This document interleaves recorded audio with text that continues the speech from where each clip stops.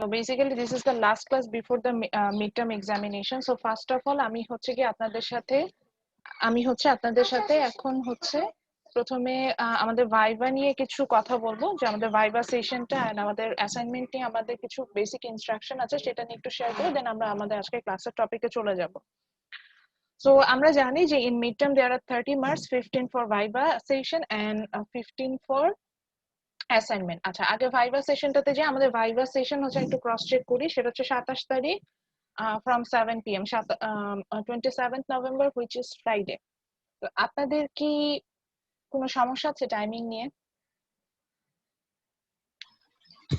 No ma'am, time is all right. আচ্ছা, আপনাদের কি ওই দিন মর্নিং এ কোনো এক্সাম আছে 10টা 11টায়? না ম্যাম। আচ্ছা, আমার একটু টাইমিং নিয়ে প্রবলেম আছে। আমি চাচ্ছিলাম এক্সামটা ওই দিন হচ্ছে মর্নিং এ নিতে, লাইক 11টার সময়। আপনাদের কি প্রবলেম আছে যদি আমি সকালে নিই এক্সামটা? না, সমস্যা নেই ম্যাম। মানে ইয়া দিয়ে বলেন, সমস্যা নেই মানে যদি বলেন মানে ফ্রাইডে তো ওই জন্য চাচ্ছিলাম যে সকালে নিয়ে নিতে, যদি কোনো এক্সাম না থাকে। যদি আপনাদের কোনো এক্সাম না থাকে, আপনারা তো স্টুডেন্ট অল্প মাত্র 7 জন, সো দেখা যাবে যে আমি সকালে নিলেও মানে 11টার দিকে নেওয়া শুরু করলো 1.5 ঘন্টার মধ্যে শেষ হয়ে যাবে আশা করি। আপনাদের কি প্রবলেম নাই? আচ্ছা, তাহলে আমি যেটা করব আপনাদের সাথে হচ্ছে আমরা তাহলে বৃহস্পতি মানে ফ্রাইডে 11টা থেকে মর্নিং এ, হ্যাঁ সকাল 11টা থেকে এক্সামটা স্টার্ট করব। আপনারা আপনাদের যেটা হবে যে আপনারা হচ্ছেন ওয়েটিং রুমে থাকবেন, এই যে এখন যেমন হয় ওয়েটিং রুমে থাকবেন, দেন হচ্ছে আমি আপনাদেরকে সেশনে জয়েন করাই নিয়ে আসবো। এখানে হবে হচ্ছে রোল ওয়াইজ আপনাদের এসে জয়েন করবেন, এই হলো বিষয়, আর তেমন কোনো কিছু নাই। আর হচ্ছে আগের দিন আমি লিংকটা দিয়ে দিব, ক্লাস লিংক। আপনাদের জন্য আর কোনো স্লট ক্রিয়েট করবো না, বিকজ স্টুডেন্টই কম। যদি একটু বেশি হতো তাহলে হয়তো আমি স্লট ক্রিয়েট করতাম, এখানে স্লট ক্রিয়েশনের কোনো বিষয় নেই। রোল ওয়াইজ যে সবচেয়ে মোস্ট সিনিয়র তার আগে হবে, এভাবে আসবে। আর আগের দিন যখন আমি স্লটটা দিব মানে লিংকটা দিব, তার সাথে হচ্ছে গিয়ে একটা ফোল্ডার ক্রিয়েট করে দেবো গুগল ক্লাসরুমে, সেখানে হচ্ছে আপনারা আপনাদের অ্যাডমিট কার্ডটা সাবমিট করে দিবেন। অ্যাডমিট কার্ডের যে কপি, যদি এমন হয় যে অনেকের থাকে যে পারমিশন নিয়ে আসে চেয়ারপারসন বা ডিন স্যারের কাছ থেকে, সেক্ষেত্রে পারমিশনের ওই কপিটাও আমাকে দিলে হবে। এটাই জাস্ট হচ্ছে গিয়ে আমাদের তো এই যে অ্যাডমিট কার্ডটা দেখতে হয়, তো আমি ওখান থেকে যখন আপনারা সাবমিট করে দিবেন আমি ভাইভা নেওয়ার সময় অ্যাডমিট কার্ডটা চেক করে নিব নিজে। এটা গেল। তাহলে আমাদের এক্সাম হচ্ছে গিয়ে 27 নভেম্বর অন 11 AM।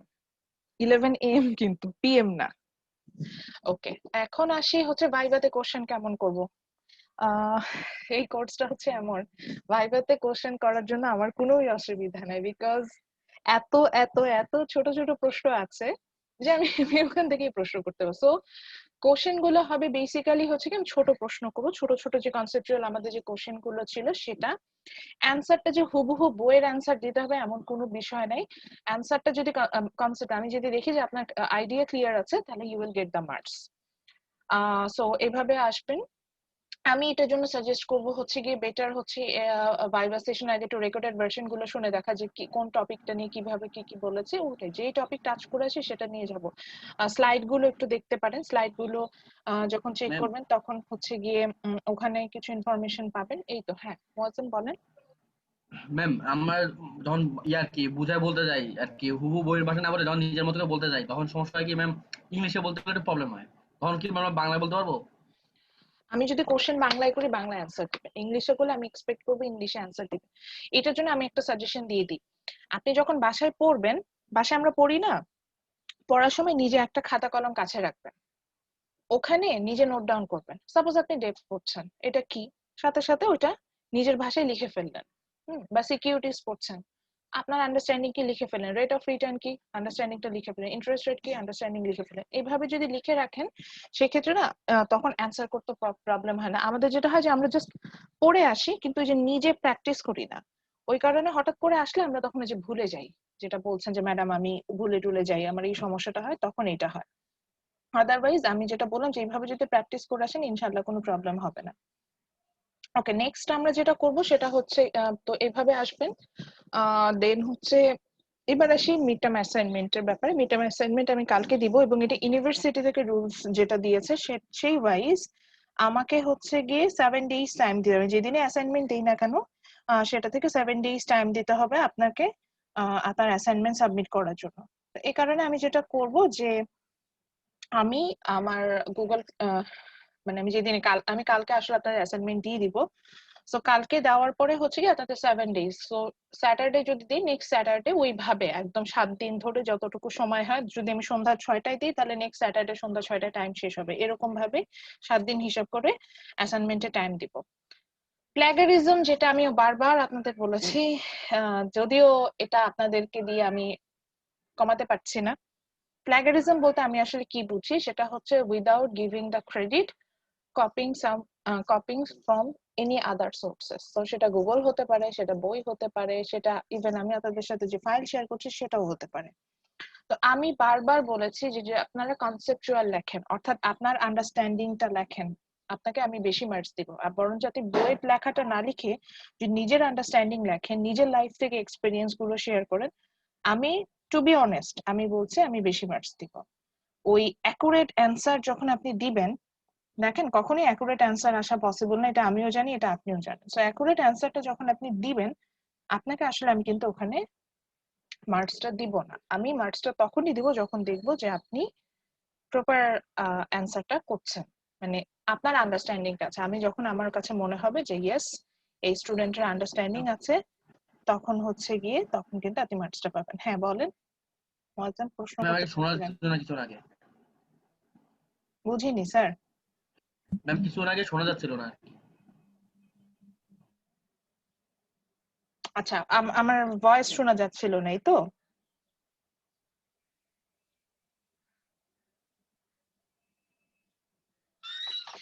এখন কি শুনতে পাচ্ছেন? জি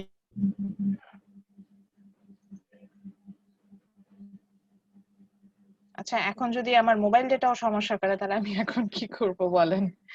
আচ্ছা, এখন কি আমাকে শোনা যাচ্ছে? এখন শোনা যাচ্ছে ক্লিয়ারলি। জি ম্যাম। আচ্ছা, ঠিক আছে।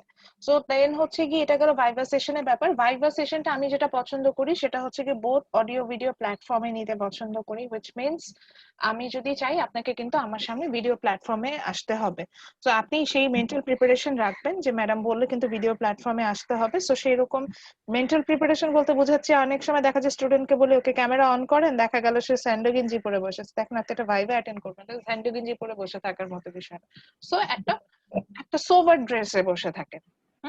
মানে আমি বলি না যে ফর্মালে আসতে হবে, বাট একটা সোভার ড্রেস যাতে আপনার থাকে সেটা মেক শিওর জি করেন। ম্যাম, আচ্ছা, অ্যাসাইনমেন্ট আমাদের আমি এক্সপিরিয়েন্স হ্যাঁ বলেন বলেন বলেন নাসিম। ভাইবা দেওয়ার এক্সপিরিয়েন্স আমাদের আছে ম্যাম। সেটাই। আচ্ছা, তো না কি বলছিলাম জানি না, আপনাদের ক্লাসে নতুন কেউ নাই। সো আরেকটা যেটা বিষয় সেটা হচ্ছে কি, এটা তো গেল ভাইবার ব্যাপারে। অ্যাসাইনমেন্টের বিষয়ে আমি 3টা কোশ্চেন দিব, ওইটা 3টা অ্যান্সার করবেন। এরকম কোশ্চেন কেমন হবে দেখবেন যে আমাদের আমি হচ্ছে বইয়ের রেফারেন্স দিয়েছিলাম, বইয়ে কিন্তু আমাদের কিছু ডেমো কোশ্চেন দেওয়া থাকে। সো আমাদের বইয়ে যেরকম কোশ্চেন গুলো দেওয়া আছে ওখান থেকে হচ্ছে গিয়ে ট্রাই করলে আপনারা, মানে ওখান থেকে আপনাদের আসলে চেষ্টা করলে আপনারা অ্যান্সার করতে পারবেন। ওই ধরনের ডেমো কোশ্চেন আমি হচ্ছে গিয়ে করবো। আচ্ছা, আর আর কিছু বলতে চাই না, আর কিছু বলার কিছু নাই। আর অ্যাসাইনমেন্টের কোশ্চেনে আমি রুব্রিক্স অ্যাড করে দিব। সো রুব্রিক্স থাকলে আপনাদের যেটা হবে যে আপনারা বুঝে যাবেন যে কত পার্সেন্ট মার্কসটা আপনারা পাবেন, মানে আমি মার্কিংটা আসলে কি বেসিসে করব ওটা রুব্রিক্সটা দেখলে আপনারা বুঝে যাবেন।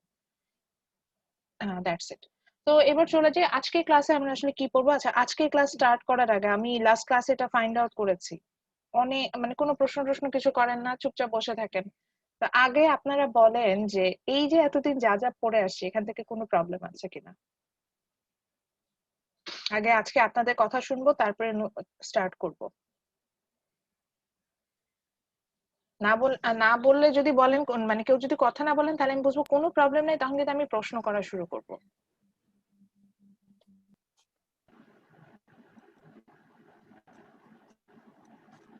লাস্ট 2 ক্লাসের পড়াগুলো শুধু ক্লাসে শুনছি কিন্তু পড়ি নাই, এই জন্য এখনো বলতে পারছি না ওটা প্রবলেম আছে কিনা। আচ্ছা, thank you Nasim for being honest. ক্লাসে যে শুনেছেন ওখান থেকে কি মনে হচ্ছে যে কোনো টপিকটা যদি আরেকবার ম্যাডাম রিপিট করে আসতো আপনার জন্য বেটার হতো? না ম্যাম ওটা আমার মনে হয় নাই। মেইনলি ম্যাম এরকম পড়লে আর কি বেশিরভাগ সময় আর কি প্রবলেম বাইরে হয়। বুঝিনি, আবার বলেন। নাসিম বুঝিনি। মুয়াজ্জেম কথা বলতেছে। আচ্ছা মুয়াজ্জেম বলেন। না ম্যাম বলছিলাম আর কি পড়লে আর কি ম্যাম মেনলি সমস্যা বাইরে হয়। এখন তো পড়ি নাই তাই বুঝতে পারছি না। তাহলে এখন যদি পরীক্ষার আগের দিন রাতে সমস্যা বের হয় তখন কি করবেন? ম্যাম মেনলি আমার সমস্যা বাইরে ম্যাম আমি ইউটিউব সুবিধা হয় ওই যে ইয়া থাকে তো ওগুলো থেকে রেকর্ডিং গুলো শুনতে পারি। আচ্ছা ঠিক আছে, ওকে, রেকর্ডিং হ্যাঁ দ্যাটস এ গুড অপশন। যদি এখন তাহলে যেহেতু কোনো সমস্যা বললেন না, তাহলে তার আমি কোনো সমস্যা নিয়ে আলোচনা করার দরকার নেই, আমি টপিকে চলে যাব। তারপর যদি মনে হয় যে না আমি পারছি না, আমার কিছু অসুবিধা হচ্ছে, সেক্ষেত্রে আমাদের ইউটিউব যে রেকর্ডিংটা আছে, রেকর্ডেড ভার্সন তো দেওয়া আছে, সো ওখানে দেখবেন যে ওই যে টপিক গুলো নিয়ে আলোচনা করেছে, আমার মনে হয় যে ওগুলো শুনলে আবার আন্ডারস্ট্যান্ডিংটা চলে আসবে, ওটা করতে পারে। জি ম্যাম। আচ্ছা, সো আজকে ম্যাম একটা কোশ্চেন ছিল। জি ম্যাডাম, এটাই। জি জি আনসারি বলেন। ম্যাম ওই যে লাস্ট ক্লাসে আমাদের যে এক্সামটা হলো না, হুম, ওই এক্সামের মধ্যে ম্যাম আমার 1 মিনিট ডিউ হয়েছিল ম্যাম, ওটা কি ম্যাম মানে সাবমিট কি হয়েছিল নাকি ওটা আমি সম্পর্কে যেটা যদি বলতেন। দেখেছি যে আমার ক্লাসে এনরোল হয়ে আছেন গুগল ক্লাসরুমে 8 জন স্টুডেন্ট, 8 জনের মধ্যে 6 জন সাবমিট করেছে, এটা দেখেছি। এখন আনসারে আমি নোটিস করি নাই যে মানে আপনারটা সাবমিট হয়েছে কিনা, 2 জন সাবমিট করেনি, এটা দেখেছি। ম্যাম আমার সাবমিট করতে গিয়ে একটা পেজ বাদ পড়ে গেছিল, ওয়ার্ডের মধ্যে কনভার্ট করতে গিয়ে। আর করা লাগবে না, কারণ হচ্ছে গিয়ে এখন করলে লেট সাবমিশন হবে, তখন আমি মার্কস কম্পেনসেশনে চলে যাবো। তো আপনার কি ওই দরকার আছে একটা পেজের জন্য মার্কিং এ কম পাওয়া? ওটা দরকার নেই, যা সাবমিট করে রেখেছেন সেটাই এনাফ, ওটা আর যায় না। Okay ma'am. ঠিক আছে। কিন্তু ম্যাম সেই একটা পেজ তো ম্যাম খালি ম্যাম, সেই পেজে তো ম্যাম কিছু লেখা আছে, ওটা সাবমিট না হলে ওইখানেও তো মার্কস ডিডাক্ট যাবে। কিন্তু আমি টাইমিং এর কথা কি বলেছি, যে টাইম যদি আপনি অন টাইমে না সাবমিট করেন, তাহলে যে আমি সেখানে আবার সময় অনুযায়ী মার্কস কমানো শুরু করব, দেখা গেল ওই কিন্তু আমার একটা। এক্স্যাক্টলি 5টা 1 মিনিটে আপনি বলছিলেন না 5টা পর্যন্ত, আমি মনে করেন 1 সেকেন্ড 2 সেকেন্ড স্টার্ট হয়ে গেছে তখন কি আমার সাবমিট দিতে গেছে, মানে প্রায় বলতে আপনাদেরকে গেলে কি 2 আমি একটু সেকেন্ডের জন্য গুগল আমি লেট। ক্লাসরুম শেয়ার করে দেখাই, দাঁড়ান আপনাদেরকে একটু শেয়ার করে দেখাই, তাহলে আপনারা বুঝে যাবেন যে এখানে আমার সাথে কোনো চালাকি করার, আমার সাথে কোনো টিচারের সাথে চালাকি করার সুযোগ নেই। আমি একটু আমার অন্য একটা কোর্সের গুগল ক্লাসরুমে যাচ্ছি। আপনারা দেখতে পাচ্ছেন এই যে কম্পারেটিভ গভর্নমেন্টের আমি ক্লাস ওয়ার্কে গেলাম, দেখতে পাচ্ছেন? তো আমি ওদের ক্লাস ওয়ার্কে চলে গেলাম। আপনারা কি এটা দেখতে পাচ্ছেন, এই যে ক্লাস টেস্ট অ্যাসাইন করা, আমি সেখানে যাচ্ছি, ক্লাস টেস্টে জি গেলাম, ম্যাম। ভিউ অ্যাসাইনমেন্টে গেলাম, আমি দেখতে পাচ্ছি যে দেখেন এটা অনেক স্টুডেন্ট, এই সেকশনে আমার 67 স্টুডেন্টস আছে। সো সেই সেকশনে আমি একটু যাচ্ছি, এখন আমি দেখতে পাচ্ছি 55 স্টুডেন্ট হচ্ছে আমার এই কোর্সটা টার্ন ইন করেছে, তারা সাবমিট করেছে। তো আমি 55 স্টুডেন্টের মধ্যে যাদের লেট সাবমিশন আছে সেখান থেকে একটা দেখাবো। তো এরা দেখেন অলমোস্ট অন টাইমে সাবমিট করেছে।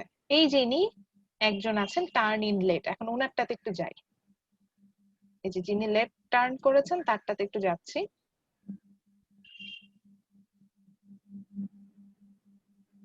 কি ব্যাপার, আচ্ছা আমার নেটের জন্য এরকম ঝামেলাটা হচ্ছে।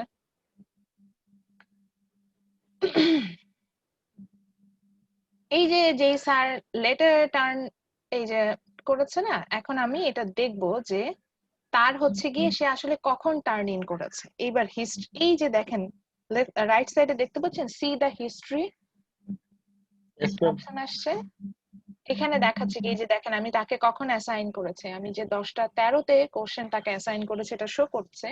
আমার লাস্ট টাইম ছিল হচ্ছে 11:30, সে 11:32, ইভেন এটা যদি সেকেন্ড হতো সেই সেকেন্ডটাও শো করে যে কত সেকেন্ডে সে শো করেছে, মানে সাবমিট করেছে। এবং এটা তখনই আমাকে দেখবো যখন হচ্ছে আপলোড হয়। আমি আপনাদের দেওয়ার আগে বারবার বলছিলাম যে ফাইলটা আপলোড হতেও কিন্তু কিছু সময় লাগে, 2-3 মিনিট টাইম লাগে। তো সেই টাইমটা হাতে নিয়ে আপনারা হচ্ছেন গিয়ে আহ ইয়া করবেন, ওটাকে কি বলে, যে সাবমিট করতে যাবেন। আপনারা যে টাইমটা হাতে না নিয়ে না করেন তাহলে হবে না। তো এখন আপনি জানেন আপনি রিমোট এরিয়াতে আছেন, আপনার অ্যাটলিস্ট 5 মিনিটস লাগবে সাবমিট হতে, আপনি যদি সেটা না করেন এই এই এই ঝামেলা পড়বেন, সবাই পড়বে। ওকে, সো পরীক্ষা দিতে গিয়ে আমি একটা বোকামি করে ফেলছিলাম। হ্যাঁ বলেন শুনি। তো আমি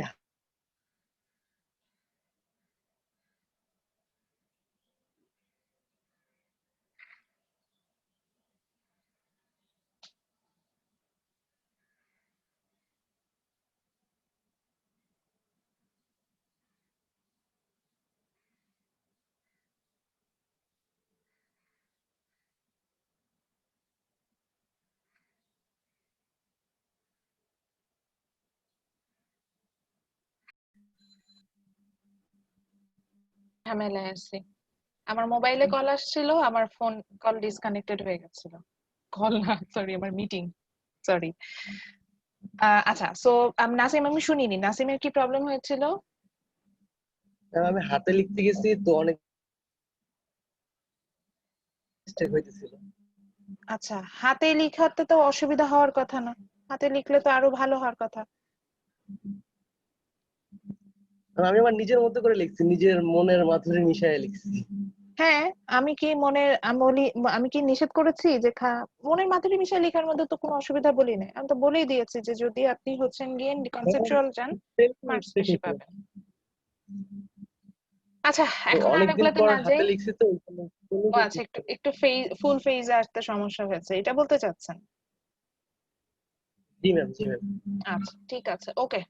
এগুলো কনসিডারেবল, এগুলো নিয়ে চিন্তা করার কিছু নেই। তাহলে আজকে চ্যাপ্টারে চলে যাই। তো আজকে আমরা হচ্ছে কি বেসিক্যালি ফোকাস করব হচ্ছে কি চ্যাপ্টার 3 তে, যেখানে actually they will talk about the interest rate. হ্যাঁ, so why do the interest rate is important, আমরা এটা সম্পর্কে জানবো, and how we are going to valuation them, সেটা সম্পর্কে জানবো। এবং দেন চ্যাপ্টার 4 এ আমরা একটা টপিক কভার করে আসবো, যেখানে আমরা দেখবো হচ্ছে গিয়ে why the interest rate is important, like আমরা অ্যাসেটের যখন ভ্যালু ফাইন্ড আউট করবো, সেক্ষেত্রে ইন্টারেস্ট রেট বা রেট অফ রিটার্নটা কিভাবে কাজ করে এবং সেটা কেন ইম্পর্টেন্ট সেটা সম্পর্কে আমরা জানবো। অর্থাৎ চ্যাপ্টার 3 এর আজকে কিছু পোর্শন আমরা কভার করব এবং চ্যাপ্টার 4 এর আমরা কিছু পোর্শন কভার করব। যে চ্যাপ্টার 4 এ আমরা হচ্ছে যে যে ডিটারমিনেন্টস অফ অ্যাসেট ডিমান্ড, আমরা যে এইটা যে আমরা ইন্টারেস্ট রেট দিয়ে যেটা অ্যাসেটের ডিমান্ড ফাইন্ড আউট করি, এই জিনিসটা আমরা কিন্তু আজকে ক্লাসে স্টাডি করব এবং এক্সপেক্টেড রেট অফ রিটার্নটা কিভাবে ক্যালকুলেশন করতে হয় সেটা দেখব। সো এই দুটো চ্যাপ্টার আজকে কভার করব। তো চ্যাপ্টার 3 টা বেসিক্যালি আমি খুব ইজি চ্যাপ্টার বলি, মানে আমি যদি স্টুডেন্টদের ওয়াইজও যাই, তাদের জন্য আসলে চ্যাপ্টার 3 টা খুব easy chapter, because interest rate বা আমি যেটাকে ইন্টারেস্ট রেট বা যেটা হচ্ছে গিয়ে আমাদের রেট অফ রিটার্ন, এগুলো আসলে মানে এমন টপিক যেটা আমাদের পার্সোনাল লাইফের সাথে খুব বেশি রিলেভেন্সি রাখে। আমরা রেগুলার বেসিসে এই টপিক গুলো নিয়ে কথা বলে থাকি। সো এই জন্য আমাদের জন্য আমি বলি যে এগুলো হচ্ছে ইজি টপিক, মানে এগুলা স্টুডেন্টদের আন্ডারস্ট্যান্ডিং খুব বেশি থাকে। আচ্ছা, এখন যদি আপনি টিভি ওপেন করেন, টিভি ওপেন করে দেখবেন যে কোন বিষয়টা নিয়ে এখন সবচেয়ে বেশি ট্রেন্ডিং ইস্যু, অবভিয়াসলি বলবেন ইউএস ইলেকশন। ইউএস ইলেকশনের পরে সবসময় দেখবেন একটা কমন টপিক থাকে, যে এই টপিকের উপরে সব সময় হচ্ছে গিয়ে নিউজে একটা না একটা আপনার একটা একটা হেডলাইন আসবে, that's about the share market and the condition in commercial bank. এবং দেখবেন যে কমার্শিয়াল ব্যাংকের লিকুইডিটি কিরকম আছে, বা হচ্ছে গিয়ে সেখানে কোনো প্রবলেম হচ্ছে কিনা, তারা তাদের সেভিংস অ্যাকাউন্ট বা কারেন্ট অ্যাকাউন্ট, এখানে বাংলাদেশ ব্যাংক কি কি তাদেরকে রেট অফ রিটার্নের ক্ষেত্রে কি কি পলিসি দিচ্ছে, এই ধরনের অনেকগুলো কিন্তু কোশ্চেন ওখানে দেখা যায়। এই রিলেটেড কোশ্চেন মানে এই রিলেটেড নিউজ কিন্তু সবসময় আমরা দেখতে পাই। এখন বিষয় যেটা হচ্ছে যে আমাদের রেগুলার বেসিসে যেমন প্রাইস লেভেলটা চেঞ্জ হচ্ছে, এটার সাথে অ্যাডজাস্টমেন্টের কারণে আমাদের দেখা যায় যে ইন্টারেস্ট রেটেরও কিন্তু একটা চেঞ্জ আসে। এবং সেটা ইন্টারেস্ট রেটে যখন আমরা চেঞ্জ আসে, এটার সাথে সাথে কিন্তু ওভারঅল আমাদের যে অ্যাসেট যেটা ছিল, এই অ্যাসেটের একটা পরিবর্তন আসে। আমাদের যে কারেন্ট যে মানিটা আছে সেটার ভ্যালুটা চেঞ্জেস হয়ে যায়। আমাদের পারচেজিং পাওয়ার যেটা, অর্থাৎ আমরা যে টাকাটা আছে এই টাকা দিয়ে যে পরিমাণ গুডস এন্ড সার্ভিসেস পারচেস করতে পারবো, সেটার একটা চেঞ্জেস আছে। সো এটার আসলে অনেক বেশি ইম্প্যাক্ট আছে। এই কারণে আসলে ইন্টারেস্ট রেটটা নিয়ে আমরা এত বেশি ফোকাসড। তো আজকের এই চ্যাপ্টারে আমরা যেটা হবে যে আমরা ইন্টারেস্ট রেট এবং এর সাথে এটা যখন আমরা ভ্যালুয়েশন ফাইন্ড আউট করতে যাব, এর সাথে যে রিলেভেন্ট যে টার্ম গুলো আছে সেগুলো সম্পর্কে আমরা আইডিয়া নিব। এবং ফাইনালি আমরা হচ্ছে কি এখান থেকে প্রেজেন্ট ভ্যালু ফাইন্ড আউট করার জন্য ম্যাথস করব কিছু, এবং ইন্টারেস্ট রেট ফাইন্ড আউট করার ম্যাথস করব, এবং হচ্ছে গিয়ে আমরা যেটাকে বলি ইল্ড টু ম্যাচুরিটি, এইটাও ফাইন্ড আউট করা কিন্তু আমরা ম্যাথস গুলো করে ফেলবো। এই আজকে চ্যাপ্টারে আমরা ম্যাথস করবো এটি। সো এই যে যে কথাগুলো বললাম, এই জিনিসগুলো নিয়ে প্রথমে আছে যে প্রিভিউটা, যেটা বলছিলাম যে আমরা যদি একটা দেশের ইকোনমি বুঝতে চাই, interest rate is important, and এটা একটা কান্ট্রির ওভারঅল লিভিং স্ট্যান্ডার্ডটা পর্যন্ত এটার উপর ডিপেন্ড করছে, এগুলো নিয়ে কথা বলা আছে। So after completing this chapter you will get sound idea about the measuring interest rate. আপনি খুব ভালোভাবে ইন্টারেস্ট রেট এখন আজকে ক্লাসের পরে ইনশাআল্লাহ আমি এটা মনে করি যে ক্যালকুলেশন করা শিখে যাবেন এবং you can find out the difference between real and nominal interest rate, দুটোর মধ্যে ডিফারেন্সটা কি সেটা সম্পর্কে জানবো, and we can distinguish between interest rate and the return. রিটার্নটা কি, রেট অফ রিটার্ন, রিটার্ন কি, এটা কিন্তু দুটো ডিফারেন্ট টার্ম, এটা সম্পর্কে আমরা জানবো। সো আমরা তো মনে হয় ডেট ইনস্ট্রুমেন্ট সম্পর্কে জানি। ডেট ইনস্ট্রুমেন্টটা কি ছিল? ডেট ইনস্ট্রুমেন্টটা ছিল হচ্ছে কি যে যখন আমরা ফান্ড রেইজ করতে যাচ্ছি আমরা আমাদের যে অ্যাসেটটা থাকে সেটার কিছু শেয়ার সেল করে দিই, এটার কারণে তাদেরকে ওই যে শেয়ারের যে প্রিন্সিপাল অ্যামাউন্ট অর্থাৎ পারচেজিং যে অ্যামাউন্টটা ছিল সেটার সাথে আমি তার যে আমি যে তার অ্যাসেটটা ইউজ করলাম সেটার জন্য একটা অতিরিক্ত টাকা পে করি, সেটাকে আমরা ইন্টারেস্ট বলছিলাম। তো এটা সহ হচ্ছে গিয়ে আমি তাকে রিটার্ন করি। সো এই যে বলছিলাম যে এই যে আমাদের ডিফারেন্ট যে ডেট ইনস্ট্রুমেন্ট গুলো আছে, এই ডেট ইনস্ট্রুমেন্ট থেকে আমরা রেগুলার বেসিসে একটা পেমেন্ট ফ্লো পাই বা একটা ক্যাশ ফ্লো যেটাকে আমি বলি, মানে ক্যাশ পেমেন্ট যেটা সেটা আমি পেয়ে থাকি। এই ক্যাশ পেমেন্টটাকে আমরা বলে থাকি হচ্ছে cash flow. We are taking the initial, so এটাকে আমরা সিএফ বলবো। সো এখন থেকে যখনই আমরা সিএফ দেখবো সেটা বলতে আমরা বুঝবো হচ্ছে কি ইট মিনস ক্যাশ ফ্লো। তো আবার আসি ক্যাশ ফ্লোটা বলতে বুঝেছি যে আমরা যে ডেট ইনস্ট্রুমেন্ট গুলো আছে শেয়ার বন্ড এটা থেকে যে কন্টিনিউয়াস ক্যাশ পেমেন্টটা পাচ্ছি। ওকে, আমি যে ডিফারেন্ট ভ্যারাইটিজ যে ক্যাশ পেমেন্টটা পাচ্ছি এটা আমার কারেন্ট অ্যাকাউন্টেও অ্যাড হতে পারে, আমি বন্ড থেকে পেতে পারি, শেয়ার থেকে পেতে পারি। এই যে ক্যাশ পেমেন্টটা পাচ্ছি that's call the cash flow. So cash flow বলতে আমরা বুঝবো যে আমার যে যা যা অ্যাসেট আছে মানে সেটা বিভিন্ন যে সিকিউরিটিজ আকারে যেটা আছে সেটা থেকে আমি যে টাকাটা পাচ্ছি সেটা। সো ক্যাশ, আমরা যখন ক্যাশ ফ্লোতে আলোচনা করতে যাই ক্যাশ মানে টাকাটা নিয়ে যখন আমরা চিন্তা করে থাকি তখন এটার সাথে না টাইমিং ইম্পর্টেন্ট। দেখা যাবে যে যত টাইম বাড়ে ইন্টারেস্ট রেটটা বাড়তে থাকে, আবার যখন আমি যদি মানে টাইমিংটা কম থাকে ইন্টারেস্ট রেটটা কমতে থাকে। এখন কথা এবং এখানে একটা ম্যাচুরিটি ডেট থাকে যে এই টাইমে আমি ইন্টারেস্ট রেটটা পাবো, এই টাইমে আমার অ্যাকাউন্টটা ম্যাচিউর হয়ে যাবে। এবং আরেকটা বিষয় থাকে সেটা হচ্ছে কি প্রেজেন্ট ভ্যালু। হ্যাঁ, সো প্রেজেন্ট ভ্যালুটা কি? আচ্ছা তার আগে একটু বলি, ধরেন আমার কাছে এখন 100 টাকা আছে, এই 100 টাকায় আজকে আমি যা কিনতে পারবো আগামী 1 বছর পর কি আপনি মনে করেন সেই একই অ্যামাউন্টের গুডস এন্ড সার্ভিসেস আমি পারচেজ করতে পারবো? কি মনে হয় পসিবল? না নো ম্যাম। ম্যাম। সো দেখা যায় কি এটা কিন্তু আমাদের খুব কমন আন্ডারস্ট্যান্ডিং। আজকে টাকার যে ভ্যালু অর্থাৎ আজকে টাকাটা দিয়ে আমি যা কিনতে পারছি একদিন পরে তার সমান পরিমাণ গুডস এন্ড সার্ভিস আমি নাও পেতে পারি। একদিন বা একটু যে টাইম ডিউরেশনটা বেশি নেই, 1 মাস পরে আমি সমান পরিমাণ জিনিস নাও পেতে পারি। 1 বছর পর তো আরো প্রশ্নই আসে না, আরো মানে আমি নাও পেতে পারি। এখন এই ঘটনাটা কেন হয়? যদি আমার কমন সেন্স বলে, কমন সেন্সটা এরকম বলে যে আমি যে টাকাটা আজকে আমার কাছে আছে এই টাকাটা যদি আমি ইনভেস্ট করতাম কোনো জায়গায় প্রোটেকশনের জন্য আমি ইনভেস্ট করতাম তাহলে কি হতো? টাকাটা আমরা যেটা বলি যে ডিম পারে, মানে টাকাটা বড় হতো না, মানে এই টাকা থেকেও আমরা আবার হচ্ছে কি রিটার্ন পেতাম না। সো এই যে আমরা যখন টাকা মানে আমরা যখন হচ্ছে গিয়ে কোনো মানে আমার কাছে কোনো অ্যাসেট আছে স্পেশালি মানি আছে, এই মানিটাকে আমি যখন ইনভেস্ট করছি এটাকে যদি ফেলে না রাখি এটার কিন্তু এক সময়ের সাথে ইনভেস্টমেন্ট করলে সেখান থেকে রিটার্ন মানে সেখান থেকে যেই টাকাটা ইনভেস্ট করেছিলাম তার থেকে অতিরিক্ত টাকা আসার একটা সম্ভাবনা কিন্তু তৈরি হয়। এই কারণেই কিন্তু হচ্ছে গিয়ে আমরা বলে থাকি যে আজকে টাকার যে ভ্যালু 1 বছর পরে কিন্তু টাকার ভ্যালু সেম হবে না, এখানে ভ্যালুটা আমার ফল করতে থাকে। সো এই কারণেই আমরা কিন্তু বলি যে আমার কাছে প্রেজেন্টে যে টাকাটা আছে এটাকে আমরা বলি হচ্ছে কি এটা প্রেজেন্ট ডিসকাউন্টেড ভ্যালুতে আছে। বিকজ ওই যে বললাম যে আমি যে টাকাটা আছে এটার ভ্যালু 1 বছর পরে সমান না, এবং এই যে প্রেজেন্ট ডিসকাউন্টেড ভ্যালুটা হয় এই কারণেই হচ্ছে গিয়ে ইন্টারেস্ট রেটের কথাটা আসে। যে তাহলে যেহেতু আমি টাকাটা হচ্ছে গিয়ে কোথাও ইনভেস্ট করলে আমি রিটার্ন পেতাম, তাহলে আমি যখন টাকাটা একটা ফাইন্যান্সিয়াল ইনস্টিটিউট বা ফাইন্যান্সিয়াল ইনস্টিটিউট বা একটা ব্যাংকে বা একটা হচ্ছে গিয়ে কোনো শেয়ার মার্কেটে আমি যখন রাখছি আমার আমার অ্যাসেটটা তো বা আমার মানিটা তো কেউ ইউজ করছে, তাহলে আমার প্রেজেন্ট ডিসকাউন্টেড ভ্যালু ওয়াইজ আমাকে কিছু পেমেন্ট করতে হবে। এই যে আমাকে এক্সট্রা যে পেমেন্ট করছে that extra payment is called interest. So এবার আসি যে ইন্টারেস্টটা নিয়ে আমরা যখন কাজ করব এটার সাথে কিছু মানে ইন্টারেস্ট রেট নিয়ে যখন আমরা কাজ করবো সেখানে আমরা প্রেজেন্ট ভ্যালু কনসেপ্টে যাই এবং এটার সাথে হচ্ছে গিয়ে কিছু কনসেপ্ট মানে রিলেভেন্ট কিছু টার্ম আসে। সো ফার্স্ট যে রিলেভেন্ট টার্মটা আমরা নিয়ে কথা বলি দ্যাট ইজ লোন প্রিন্সিপাল। এটার অনেকগুলো নাম আছে, আমরা এটাকে লোন প্রিন্সিপালও বলি, প্রিন্সিপাল অ্যামাউন্ট বলি। So principal amount means the initial amount, that the lender provides to the borrower, or the initial amount you are going to borrow.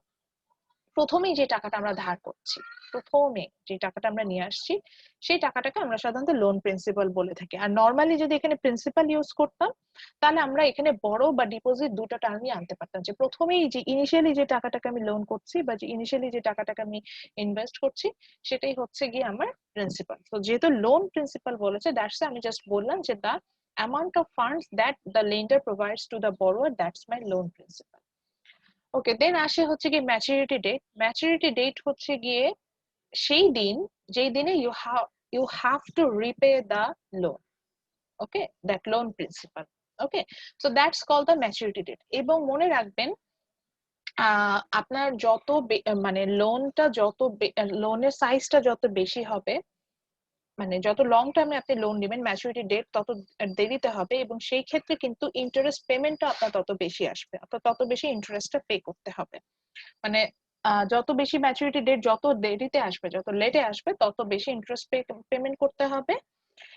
এবং সেক্ষেত্রে আপনার রিস্কটাও বেশি, রিস্ক অফ রিটার্নটা যেটা অ্যাজ এ ফাইন্যান্সিয়াল ইনস্টিটিউট আমি বলবো যে সেক্ষেত্রে তাদের কিন্তু রিস্কটা বেড়ে যায়, এই বিষয়টা আসে। সো ইন্টারেস্ট পেমেন্টটা কি? ইন্টারেস্ট পেমেন্টটা বলছে হচ্ছে গিয়ে এই যে লোন প্রিন্সিপালটা আমি নিলাম, অর্থাৎ যে প্রিন্সিপালটা নিলাম, এই প্রিন্সিপালটা যখন বড়োয়ার ইউজ করছে, ইউজ করে তো সে অবভিয়াসলি ইনভেস্ট করলো এবং সেখান থেকে সে কিছু প্রফিট মেক করছে, আমরা তো এটা আমাদের কমন সেন্স বলে। So when borrower repay the money to the lender, okay, so the extra amount of money he is going to pay to the lender, that's called the interest payment.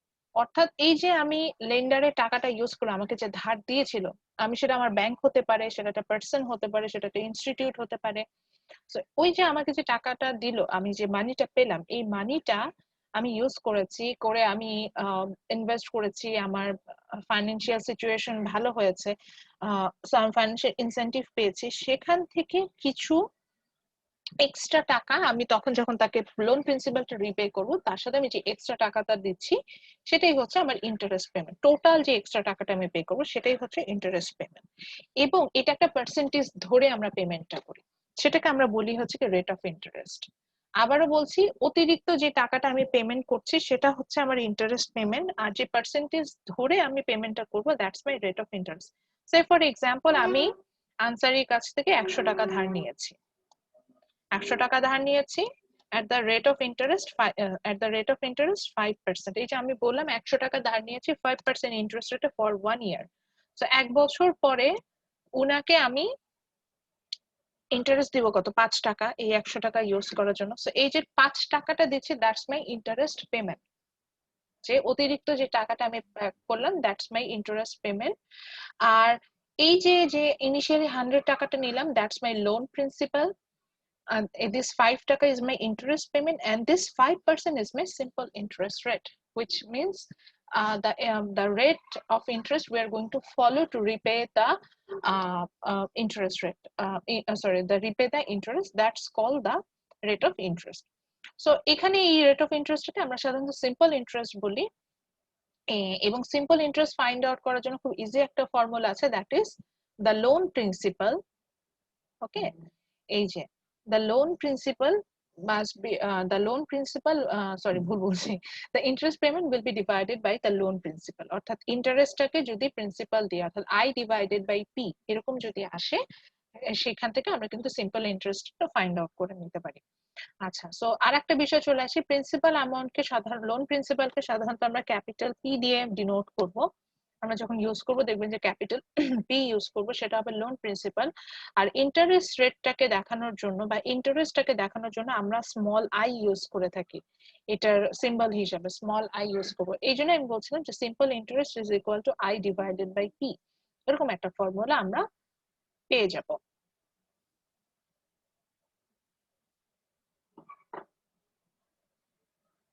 So এবার চলে আসি হচ্ছে গিয়ে যে আমরা যে আমরা যে ভ্যালু কনসেপ্টে ছিলাম, তো এখানে যে লোন প্রিন্সিপালের কথা বললাম, এখন দেখি যে এই যে ইন্টারেস্ট রেটটা যে আমি ক্যালকুলেশন করে আসি, কি কি ধরনের লোনের ক্ষেত্রে আমাদের এই ইন্টারেস্ট রেটটা ক্যালকুলেশন করতে হবে।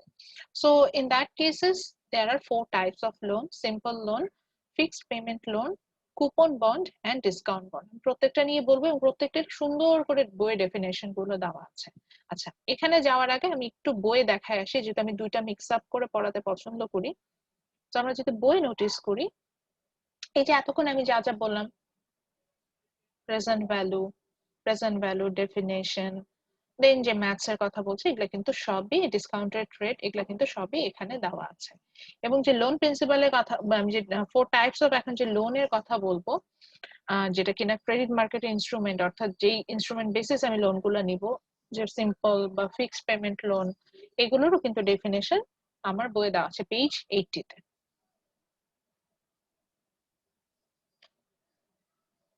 তো প্রথমে আমরা চলে যাই হচ্ছে কি সিম্পল, আমরা সিম্পল লোন, এবং সিম্পল লোন থেকে আমরা যে ইন্টারেস্ট রেটটা পে করব সেটা হচ্ছে সিম্পল ইন্টারেস্ট আমরা বলছি। তো সিম্পল লোনটা দেখি। তো একই কথা, সিম্পল লোনটার জন্য আমি ওই যে বললাম যে আমি আনসারের কাছ থেকে 100 টাকা লেন্ড করেছিলাম এবং ধরে নিচ্ছি এখানে ইন্টারেস্ট রেটটা হচ্ছে 10%। তাহলে কি হবে, প্রতি বছর 10% হারে আমাকে হচ্ছে তার কাছে লোন, তার কাছ থেকে আমি মানে তাকে আমি লোনটা হচ্ছে রিপে করব, এবং লোনটা রিপে করার জন্য এক্সট্রা ওই যে 10% হারে আমি টাকাটা দিতে থাকবো। তো এক বছর, প্রথম 0 বছর অর্থাৎ প্রথম বছর যখন লোন নিলাম তখন তো 100 টাকা থাকলো, কারণ 1 ইয়ার হয়ে গেল, 1 ইয়ার পরে কি হয়ে গেল যে 100 টাকা উইথ 10% ইন্টারেস্ট। তো এটাকে আমরা হচ্ছে কি এই ফর্মুলাতে নিয়ে আসি, এখানে এটা তো 1, আর আইটা হচ্ছে আমার রেট অফ ইন্টারেস্ট বুঝাচ্ছে, যেটাকে আমার ডেসিমালে কনভার্ট করে নিতে হবে। সো 1 ইয়ার পরে যেটা হয়ে যাচ্ছে যে আমি 1 ইয়ার পরে দেখছি যে আমার যে আমার যে আমি যে টাকাটা লোন করেছিলাম সেটা কিন্তু আর 100 টাকা থাকলো না, এই লোন প্রিন্সিপালটা কিন্তু কিছুটা ইনক্রিজ হবে।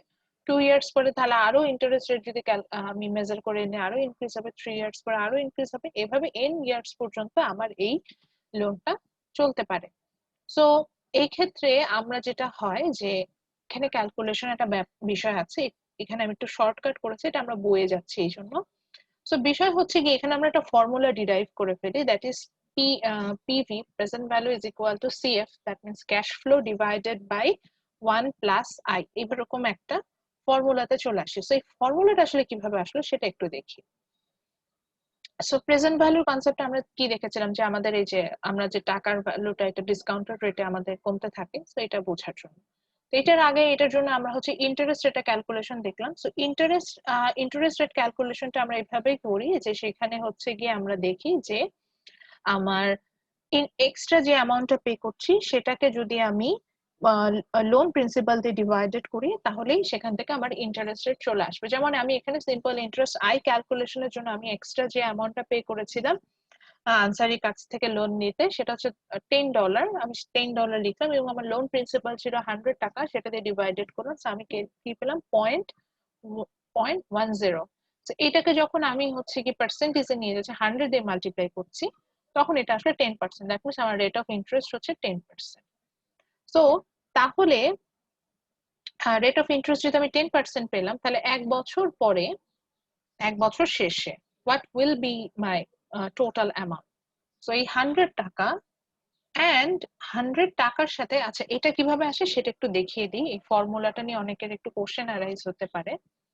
সো নরমালি আমরা যখন প্রেজেন্ট ভ্যালু বের করতে যাই, পিভি,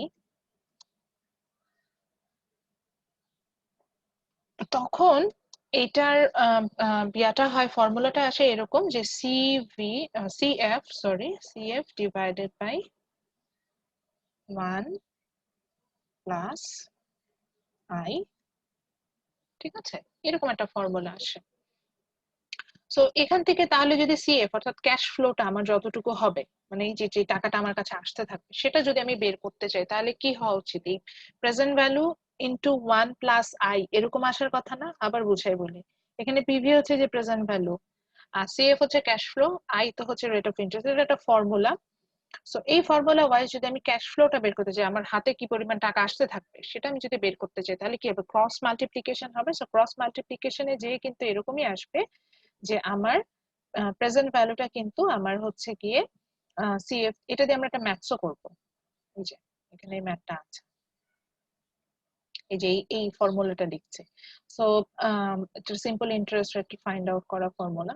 সো এখান থেকে কিন্তু আমি যেটা বলছিলাম যে আমি কিন্তু এখানে প্রেজেন্ট, তাহলে যদি আমি ক্যাশ ফ্লোটা অর্থাৎ আমার হাতে যে টাকাটা আসে থাকবে সেটা যদি বের করতে চাই, তাহলে হচ্ছে ফর্মুলাটা এরকমই দাঁড়াচ্ছে যে প্রেজেন্ট ভ্যালুর সাথে হচ্ছে আমি ইন্টারেস্ট রেট 1 প্লাস আই এটাকে মাল্টিপ্লাই করব, এবং এটার উপর একটা পাওয়ার থাকে, that is two the power N, মানে যত বছর যাচ্ছে তত বছর ওয়াইজ এটা আসতে থাকে। তো তাহলে যদি 1 বছর অনুযায়ী চিন্তা করি, তাহলে এখানে কি হচ্ছে, আমার ক্যাশ ফ্লোটা বের করতে চাচ্ছি 1 বছর পরে। তাহলে এখানে প্রেজেন্ট ভ্যালু অর্থাৎ টাকাটা আমি কত নিয়েছিলাম, 100 টাকা, 100 টাকার সাথে 1 হিসেবে 1 আসলো, আর I means the rate of interest which is 0.10, সেটা বসিয়ে দিলাম। সো আমি 110 টাকা পেলাম। এখন 100 টাকা 1 বছর পর 110 টাকা হয়ে গেল। তাহলে আফটার 2 ইয়ার্স আপনার কি অবস্থা দাঁড়াচ্ছে? আফটার 2 ইয়ার্স দেখা যাচ্ছে যে তখন কিন্তু আমার আফটার 2 ইয়ার্স আমার তখন দেখা যাচ্ছে যে আমার কাছে যে মানিটা ছিল সেটা প্রেজেন্ট ভ্যালুটা এখন টার্ন হচ্ছে 110 টাকাতে, এবং ঠিক একইভাবে ইনটু 1 প্লাস আই। সো এই যে 1 প্লাস আই এর ভ্যালু হচ্ছে 0.10, সেটা দিলাম, দেন আমি এখান থেকে পেলাম হচ্ছে কি $1 এখন এটা যদি আপনি এইভাবে না লিখতে চাইতেন, তাহলে আরেকটা ভাবে আমরা হিসেব করতে পারি, হুইচ ইজ লাইক, যে আপনি বললেন যে না ম্যাডাম আমি তো হচ্ছে গিয়ে দেখতে পাচ্ছিলাম যে আমার 100 টাকাই তো আমি ধার দিলাম, এবং 100 টাকার উপরে প্রতি বছর বছর 10% ইন্টারেস্ট রেট আমি পাচ্ছি। তাহলে আমি প্রথম বছরের জন্য হিসাব করতে পারি 1 প্লাস এই যে 1 প্লাস আই, দ্বিতীয় বছরের জন্য 1 প্লাস আই, এভাবে যাব। তাহলে দুইটা বছরের জন্য জিনিসটা সে টার্ন নিচ্ছে কি 1 প্লাস আই স্কোয়ার। সো যদি এইভাবে না লিখে আপনি এইভাবেও যেতেন যে আমাদের যে অরিজিনাল যে লোন প্রিন্সিপাল ছিল সেটার সাথে 1 plus I, then to the power number of years বসান, যেমন এখানে 2 বছর বলে নাম্বার অফ ইয়ার্স আমি এখানে পাওয়ার দিলাম হচ্ছে 2, তাহলে সেক্ষেত্রেও কিন্তু সেম অ্যান্সার আসবে। ঠিক একইভাবে 3 ইয়ার্স এর জন্য যদি মানে আমার যে initial loan principal into 1 plus I to the power the number of years which is 3 দিলে কিন্তু আমার অ্যান্সার চলে আসবে। এটা দুইটা ভাবে আনা যায়, যে 121 কেও যদি আপনি ওইভাবে বের করেন সেটাতেও আসবে, অথবা হচ্ছে ইনিশিয়াল লোন প্রিন্সিপাল দিয়ে ক্যালকুলেশন করলেও কিন্তু আমার সেম ওয়েতে চলে আসবে। তো এইভাবে আমরা হচ্ছে কি একটা আমরা একটা স্ট্রেট লাইনের মতো ভাগ করে দেখছি। তো সেখান থেকে আমরা দেখতে পাচ্ছি যে আমি যখনই কোনো টাকা লোন করব সেই ক্ষেত্রে হচ্ছে গিয়ে আমি যখন simple interest rate wise payment করতে যাব, এবং এই ফর্মুলাটা আমরা প্রেজেন্ট ভ্যালু থেকে নিয়ে এসে, সো প্রেজেন্ট ভ্যালু ওয়াইজ যদি যেতে চাই সেই ক্ষেত্রে আমার যেটা হবে যে প্রিন্সিপাল অ্যামাউন্টটাকে which means loan প্রিন্সিপালটাকে যদি 1 plus I to the power the number of years, here n means the number of years, so আমি সেটা দিয়ে যদি মাল্টিপ্লাই করি এখান থেকে ইজিলি যে কোনো অ্যাসেটের জন্যই আমরা কিন্তু আমার যে ক্যাশ ফ্লো যেটা যে after the period the maturity time আমাকে কত টাকা পে করতে হচ্ছে আমি সেটা বের করতে পারবো। সো এটা কিন্তু আমরা আমাদের পার্সোনাল লাইফে কাজে লাগাতে পারি। আজকেই আপনি হিসেব করতে পারেন, সাপোজ আপনি ব্যাংকে সাপোজ 1 লাখ টাকা ডিপোজিট রেখেছেন, আপনাকে জাস্ট জানতে হবে যে আপনাকে কত পার্সেন্ট ইন্টারেস্ট রেটটা পে করবে, আর তার রেট অফ ইন্টারেস্টটা জানতে হবে। রেট অফ ইন্টারেস্টটা জেনে যদি আপনি এই ফর্মুলাতে বসিয়ে দেন এবং নাম্বার অফ ইয়ার্স ম্যাচুরিটি কতটা আসবে, নাম্বার অফ ইয়ার্স ধরে যদি আপনি বসেন, এখান থেকে কিন্তু সিম্পলি আপনাকে কি পরিমাণ পেমেন্ট করবে সেটা কিন্তু আপনি পেয়ে যাবেন। সো এটাকে আমরা একটা হচ্ছে একটা টাইম লাইন দিয়ে দেখাচ্ছি। So in this time line আমরা দেখতে পাচ্ছি today, which means that when the number of years is 0. আচ্ছা ওয়েট এ মিনিট,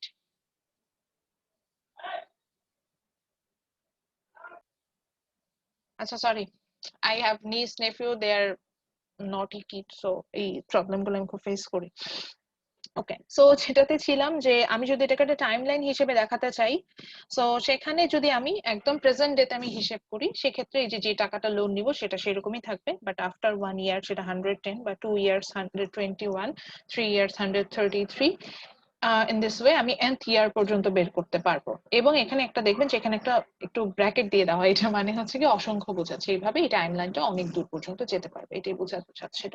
তো এইভাবে চাইলে কিন্তু আপনি আপনার প্রেজেন্ট লাইফও, আমি অনেক সময় এটা হিসাব করে দেখি যে আমি কোনো জায়গায় যদি ডিপোজিট করতে চাই, তো সেই ক্ষেত্রে আমি আসলে কতটা পেমেন্ট পাবো সেটা কিন্তু জাস্ট সিম্পল ক্যাশ ফ্লোটা বের করার জন্য আমি এই ফর্মুলাটা ইউজ করে থাকি। এই ফর্মুলাটা ইউজ করি এবং সেখান থেকে হচ্ছে গিয়ে আমি কিন্তু অ্যান্সারটা ইজিলি পেয়ে যাই। এখন আসি যে এই যে এত কথা বলছিলাম, এটা একটা মেমোরাইজ ফর্মুলা আছে, যে মেমোরাইজ ফর্মুলাটা থেকে আমি এটা বের করছিলাম, যেটা হচ্ছে গিয়ে কিনা প্রেজেন্ট ভ্যালু ফাইন্ড আউট করার ফর্মুলা। আপনারা ফাইন্যান্সের আরো যে কোর্স গুলো আছে সেখানেও হয়তো বা এই যে প্রেজেন্ট ভ্যালু নিয়ে কথা হয়, সো এই প্রেজেন্ট ভ্যালু ফাইন্ড আউট করার যে ফর্মুলা সেখান থেকে আমি এটা ইউজ করেছি। So in that cases the formula is PV is equal to CF divided by 1 plus I to the power n, where PV means the present value, CF means the cash flow, and I means the rate of interest. So এটার basis আমরা এখন একটা maths করব, যে যেখানেই থাকেন না কেন এখন একটা খাতা কলম নিয়ে বসে।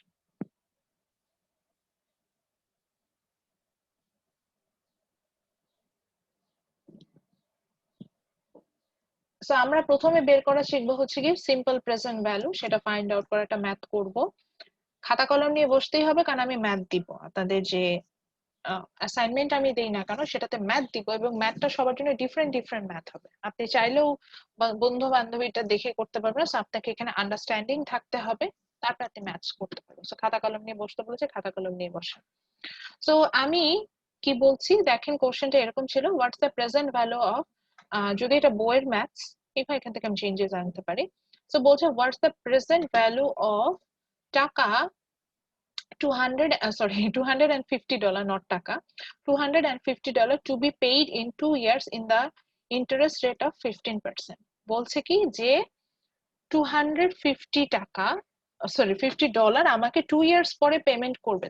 এখন 2 বছর পর আমি 250 টাকা পাবো, ওটার প্রেজেন্ট ভ্যালু কি, মানে আজকের দিনে ওটার ভ্যালু কি, when the information is this.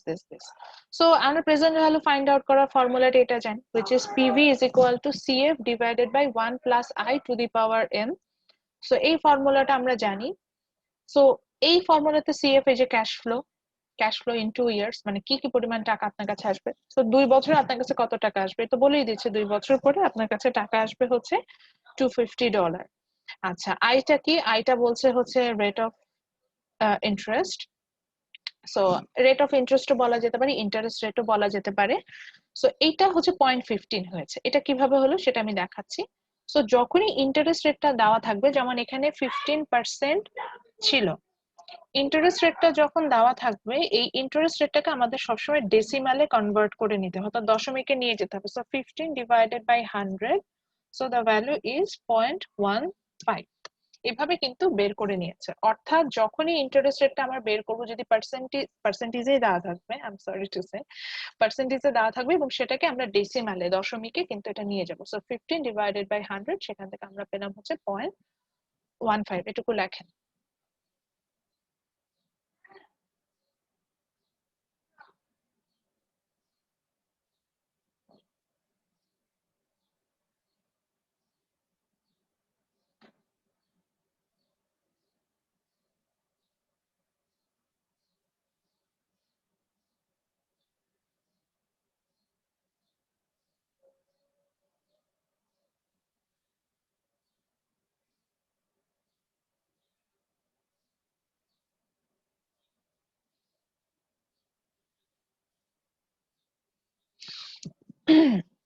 আচ্ছা, সো এইটুকু লিখেছি। Then the information was given there, that is it will be paid within 2 years. So the number of years which denoted by a small n is 2. So আমরা কি জানি, we know that the present value, the formula for present value is CF divided by 1 plus I to the power n. So আমি ফর্মুলাটা লিখলাম এবং information গুলো বসালাম। এখনই করেন ম্যাথটা, ইনফরমেশন গুলো বসান।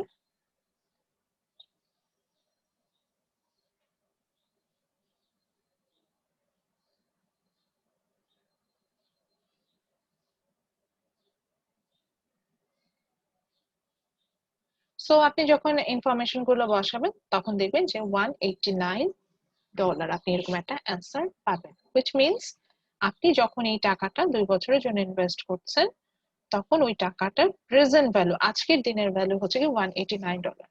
এখন এটা দিলাম, তো এখন 1 বছরের জন্য ভ্যালুটা বের করেন, এটা ইনস্ট্যান্ট এখন ম্যাথটা করবেন। এই যে 2 বছরের জন্য তো বের করলাম, 2 বছরের জন্য যে টাকাটার ভ্যালু ছিল হচ্ছে $189, আমি এখন 1 বছরের জন্য বের করতে বলেছি। আমার কথা বোঝা গেছে? 1 বছরের জন্য জি ম্যাম। ভ্যালুটা বের করেন। 2 মিনিট এই সূত্র সময় দিয়ে দিচ্ছি। ম্যাম? হ্যাঁ, এই সূত্র, সেম সূত্র, সবকিছু সেম। জাস্ট 1 বছরের পরে মানে 1 বছরের প্রেজেন্ট ভ্যালু কি হবে, মানে এই যে 1 ইয়ারে এখানে ফাঁকা না, এইটার অ্যান্সার কি হবে, এটা হ্যাঁ সরি, এটা বের করতে বলছি। এটা একটু চেষ্টা করেন।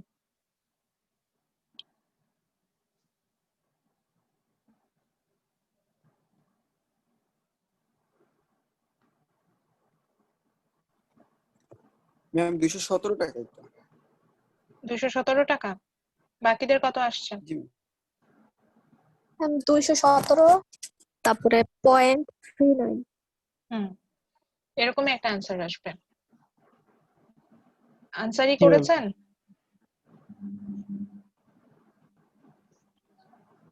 হ্যাঁ ম্যাম করতেছি। আচ্ছা, একটু চেষ্টা করেন, আর একটু সময় দিই।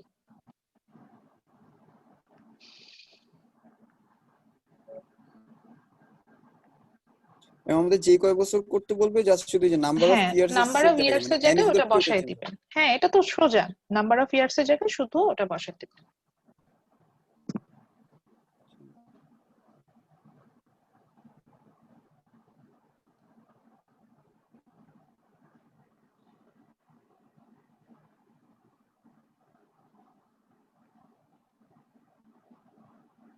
আচ্ছা, আমি একটু করে দেখাই, যদিও আমি এটা খুবই ইজি ম্যাথ, এবং এই ধরনের তারপরেও এত ইজি ম্যাথ দেওয়ার পরেও আপনারা ভুল করেন। তারপর আমি একটু করে দেখাচ্ছি। So, আমরা প্রেজেন্ট ভ্যালু বের করবো আফটার 1 ইয়ার, তাই না? So, আমার ফর্মুলা ওয়াইজ ছিল হচ্ছে CF, which means cash flow divided by 1 plus I to the power n. So here the cash flow after 2 years, which was $250, আমি এটা ডিভাইডেড করলাম, দেন 1 প্লাস I, এখানে I টা আমি অলরেডি ডেসিমালে নিয়ে গেছি, so which is 0.15 bracket close to the power 1। So to the power 1 কেন হচ্ছে, কারণ আমি 1 বছরের জন্য বের করতে চাচ্ছি। সো 1 বছরের জন্য যেহেতু বের করতে চাচ্ছি, 1 বছরের জন্য যেহেতু বের করতে চাচ্ছি, 1 বছরের জন্য বের করতে চাচ্ছি, সো সেখানে হচ্ছে গিয়ে আমি যখন ডিভাইডেড করছি, সেখান থেকে আমার ভ্যালুটা, এই যে আপনারা যেটা বলছেন যে 217 সামথিং এরকমই আসার কথা, সেটা চলে আসলো। ম্যাম 0.39 ও আছে ম্যাম। বুঝিনি, আবার বলেন। ম্যাম আর কি 0.39 সেন্টও আছে ম্যাম। 217, হ্যাঁ, মানে দশমিক মানে সামথিং সামথিং আসবে, এটা আসার কথা, মানে একদম রাউন্ড ফিগারে আসবে না। আচ্ছা, এভাবে আপনারা চাইলে সেম ইন্টারেস্ট রেট ফলো করে হচ্ছে আফটার 3 ইয়ার্স বের করতে পারবেন, 4 ইয়ার্স বের করতে পারবেন। এবং এটার প্রেজেন্ট লাইফের ইমপ্লিকেশন আমি যদি দেখি, সেক্ষেত্রে আমরা দেখতে পাবো যে আমরা 4, 3, 4, 5 এরকম বিভিন্ন ইয়ার্সে কিন্তু আমরা বের করতে পারবো। এবং আমি আপনাদেরকে যেটা বলেছিলাম যে আমরা যখন কোনো অ্যামাউন্ট ডিপোজিট করি, বা যদি আমি কোনো লোন আমাকে রিপে করতে হয়, সেক্ষেত্রে আমার আসলে একটা সিম্পল ইন্টারেস্ট ধরে একটা সময় পরে আমি কত টাকার লোন আমি রিপে করব সেটা ফাইন্ড আউট করার জন্য কিন্তু আমরা এই ফর্মুলাটা ইউজ করতে পারবো। ওকে, তো এরপরে চলে যাচ্ছি হচ্ছে গিয়ে আমরা, তাহলে আমরা দেখলাম যে খুব ইজিলি আমরা কিন্তু সিম্পল ইন্টারেস্ট বের করার জন্য আমরা একটা ম্যাথস দেখে ফেললাম। এবং এখান থেকে আমরা প্রেজেন্ট ভ্যালু যেমন বের করতে পারবো, ক্যাশ ফ্লো, এটা আবারও বলে দিচ্ছি, ক্যাশ ফ্লো বলতে আমরা ডিউ অ্যামাউন্টটাও বুঝি, মানে অর্থাৎ একটা সময় পরে কি পরিমাণ টাকা আমাকে পে করতে হবে সেটাও বুঝি। সো পুরোটাই কিন্তু আমরা চাইলে এখান থেকে বের করে নিতে পারবো। সো এটাই। এখন এই ম্যাথটাকে ঘুরিয়ে আমি অনেক সময় দেই এরকম, যে ধরেন I have to 250 টাকা, we invested it for 2 years, so after 2 years what will be the due amount, এরকম একটা বললাম। হ্যাঁ, at the rate of interest 15%, what will be the due amount। so এই ফর্মুলাতে থেকে আবার আমি কিন্তু ডিউ অ্যামাউন্টটা বের করে নিতে পারবো, বা লোন আমি বললাম যে টোটাল পেমেন্ট, এটাও বের করে নিতে পারবো। কারণ কি, এই যে সিএফ যেটাকে বলছিলাম ক্যাশ ফ্লো, সেটা হচ্ছে গিয়ে আমার টোটাল পেমেন্টটা, যেটা আমাকে এই 2 বছর টোটাল পেমেন্ট করেছে। আমি বলেছি 2 বছর পর টোটাল পেমেন্ট কি হবে। তো দেখেন এই ম্যাথটা যদি আমি এইভাবে ঘুরিয়ে দিতাম তাহলে কিভাবে করতাম। সো সেখানে আমার প্রেজেন্ট ভ্যালু যেটা, সেটা ছিল হচ্ছে গিয়ে $250।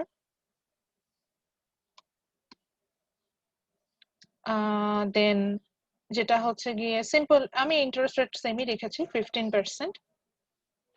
তো 15% কে যখন আমি ডেসিমালে কনভার্ট করে নিলাম, এটা আমার 0.15 এটা চলে আসলো। প্রেজেন্ট ভ্যালু কি 250 নাকি সিএফ 250? না, 250 বলেছে আমার এই যে এখন যে আমি যে 250 টাকা পেয়েছেন 2 বছর পরে ধরেন $250 পেয়ে গিয়েছি, এটাকে আবার আমি ইনভেস্ট করেছি, বুঝতে পারছেন? করে বলছি ওইটা ইনভেস্ট করে 2 বছর পরে আসলে আমার কত টাকা আমি পেতে পারি, এরকম একটা ম্যাথস আমি ধরেন জিজ্ঞাসা করছি। তা আমি কিন্তু এখানে আসলে সিএফ চেয়েছি যে আফটার 2 ইয়ার্স আমার কি হবে। আচ্ছা, আমি এখানে এন মানে নাম্বার অফ ইয়ার সেটা যেটা এনেছি সেটা হচ্ছে 2, এবং সেখান থেকে আমি সিএফ চাচ্ছি যে আমার অ্যাকচুয়ালি আমি 2 বছর পরে যদি আমার আজকে $250 থাকে, এটাকে যদি আমি 2 বছরের জন্য ইনভেস্ট করি, 2 বছর পর আসলে আমার বিষয়টা কি দাঁড়াবে। তো সেম থিং, আমার ফর্মুলাটা ছিল হচ্ছে গিয়ে PV is equal to CF by 1 plus I to the power n, এরকম একটা ফর্মুলা ছিল। তো সেখান থেকে যদি আমি CF টা বের করে আনতে চাই, যে আমি CF যেহেতু বের করতে চাচ্ছি, তাহলে CF is equal to কি হবে? CF is equal to এরকম হবে যে PV into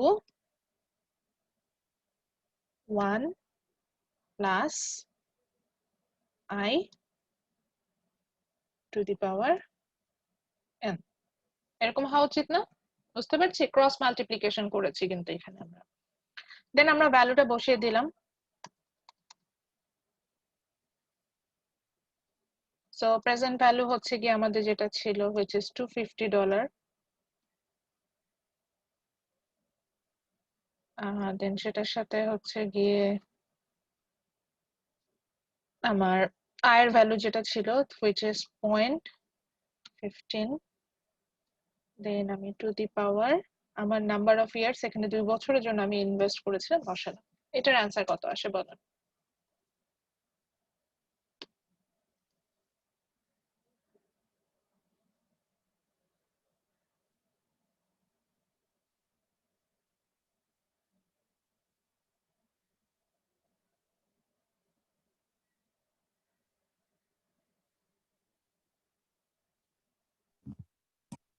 ম্যাম 330.63। আচ্ছা, বাকিদের কত আসছে? ম্যাম আমারও একই আসছে। ওকে, সো তাহলে যেটা হবে যে আমরা যদি $250 কে 2 বছরের জন্য, প্রেজেন্ট ভ্যালু ছিল যেটা $250, সেটাকে 2 বছরের জন্য যদি আমি ইনভেস্ট করতাম, after 2 years the cash flow or the cash payment will be, বলেন, 330 30.65 65 623 ma'am 623, is it 25 ma'am 625 625? Okay, so আমি তাহলে $330 পাবো। এইভাবে আপনি চাইলে যে যেটা বলছিলাম বারবার, যে এইভাবে আপনি চাইলে যে আপনি কোনো ইনভেস্টমেন্টও যদি করেন, আপনার মনে হয় যদি যে 2 বছর পর বা একটা ম্যাচুরিটি টাইম আমাদের কিন্তু ব্যাংকে দিয়ে দেয়, সো এরপরে আমি কত টাকা পেমেন্ট পাবো, এই সিম্পল ফর্মুলাটা থেকে কিন্তু আপনি সেই ক্যাশ ফ্লোটা বের করে নিতে পারবেন। আমি কি ম্যাথসটা বুঝাতে পেরেছি? কথা না বললে তো আমি বুঝবো না।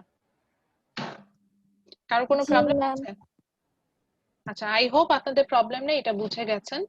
জি ম্যাম এখান থেকে তাহলে আমরা 2 ধরনের ম্যাথ করতে পারবো, একটা হচ্ছে প্রেজেন্ট ভ্যালু বের করতে পারবো, এবং ফাইনাল আমি যেটাকে বলছি due amount, that means total cash flow যেটা, সেটাও কিন্তু আমি চাইলে এখান থেকে বের করে নিয়ে আসতে পারবো।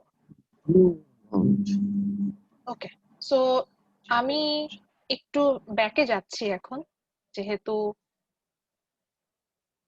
আমরা এই যে কথাগুলো বলছিলাম যে আমি এতক্ষণ ম্যাথসটা করে ফেললাম যে সিম্পল ইন্টারেস্টটা কিভাবে বের করলাম। এরপর আমরা চলে যাব যে এই যে 4 টাইপস এর যে লোন গুলো পড়েছে, মানে এই আমরা এখন এই লোন গুলো সম্পর্কে জানি না, এগুলোর উপর, এই ধরনের লোনের উপরেই সাধারণত আমরা ইন্টারেস্টটা পে করে থাকি। যেমন আমরা সিম্পল প্রথম যেটা পড়লাম ওটার জন্য আসলে আমরা সিম্পল ইন্টারেস্ট পে করব, ঠিক একই ভাবে হচ্ছে গিয়ে ফিক্সড পেমেন্টের উপর আমরা লোন কিভাবে নিব বা কর্পোরেট বন্ডের উপরে কিভাবে আসবে, তো এগুলো নিয়ে আমরা এখন একটু আলোচনা করব। তো এগুলোর পুরো ডেফিনেশন বইয়ে দেওয়া আছে, আমি just as simple as possible বলে দিচ্ছি। সিম্পল লোন হচ্ছে গিয়ে আমরা নর্মালি যে লোনগুলো নিয়ে থাকি ব্যাংক থেকে, যে সেখানে একটা নির্দিষ্ট অ্যামাউন্ট আমরা ডিপোজিট করি, সরি একটা নির্দিষ্ট অ্যামাউন্ট আমরা লোন করি এবং আমাদের একটা ম্যাচুরিটি ডেট থাকে। সেই ম্যাচুরিটি ডেটে আমাদেরকে পুরো টাকাটা রিপে করতে হয় উইথ দ্য ইন্টারেস্ট রেট। এটাকে আমরা সিম্পল লোন বলে থাকি। এটা একদম সিম্পল, যে আমি আনসারির কাছ থেকে $100 ধার নিলাম, ও বললো যে ম্যাডাম এটা 2 বছরের জন্য আপনাকে আমি লেন করলাম, এবং হচ্ছে গিয়ে after 2 years you have to repay me with 15% interest rate. তো 2 years পরে ঠিক এই 15% ইন্টারেস্ট রেট হিসেব করে আমি টোটাল টাকাটা পে করে দিলাম। সো এটা এই যে আমি যে হিসেবটা করলাম এটা হচ্ছে গিয়ে সিম্পল লোন। এরপরে আসছে হচ্ছে গিয়ে fixed payment loan. Fixed payment লোনটা হচ্ছে গিয়ে যেখানে আমার আচ্ছা এটা একটু বই থেকে বলি, এটা তাহলে একটু সুবিধা হবে, তাহলে আপনারাও বুঝবেন যে আমি এখানে কোথায় পড়াচ্ছি। সো ফিক্সড পেমেন্ট লোনটার কথা যখন আমরা বলি তখন হচ্ছে গিয়ে এখানে যেটা হয় যে আমরা এটাকে আমরা বলি হচ্ছে গিয়ে, এটার আর একটা নাম আছে, সেটা হচ্ছে যে ফুললি মানে এ মর্টগেজ যে লোন বলে, যে এখানে আমার কোনো মর্টগেজের বিষয় থাকে না। কিন্তু আমার সেখানে আমরা যেটা হয় যে আমার একটা ফিক্সড টাইম বলে দিবে, মানে একটা ইনস্টলমেন্টের টাইম বলে দিবে, এই ইনস্টলমেন্টে আপনাকে লোনটা রিপে করতে হবে। ফিক্সড পেমেন্ট লোনটাতে এরকম হয়, সাপোজ আমি আনসারির কাছ থেকে $100 লোন করেছি, এটা 2 বছরের জন্য। আনসারি বললো যে ম্যাডাম $100 লোন করলে তো 2 বছর পর আপনাকে $121 পে করতে হবে, ও হিসেব করে বের করলো।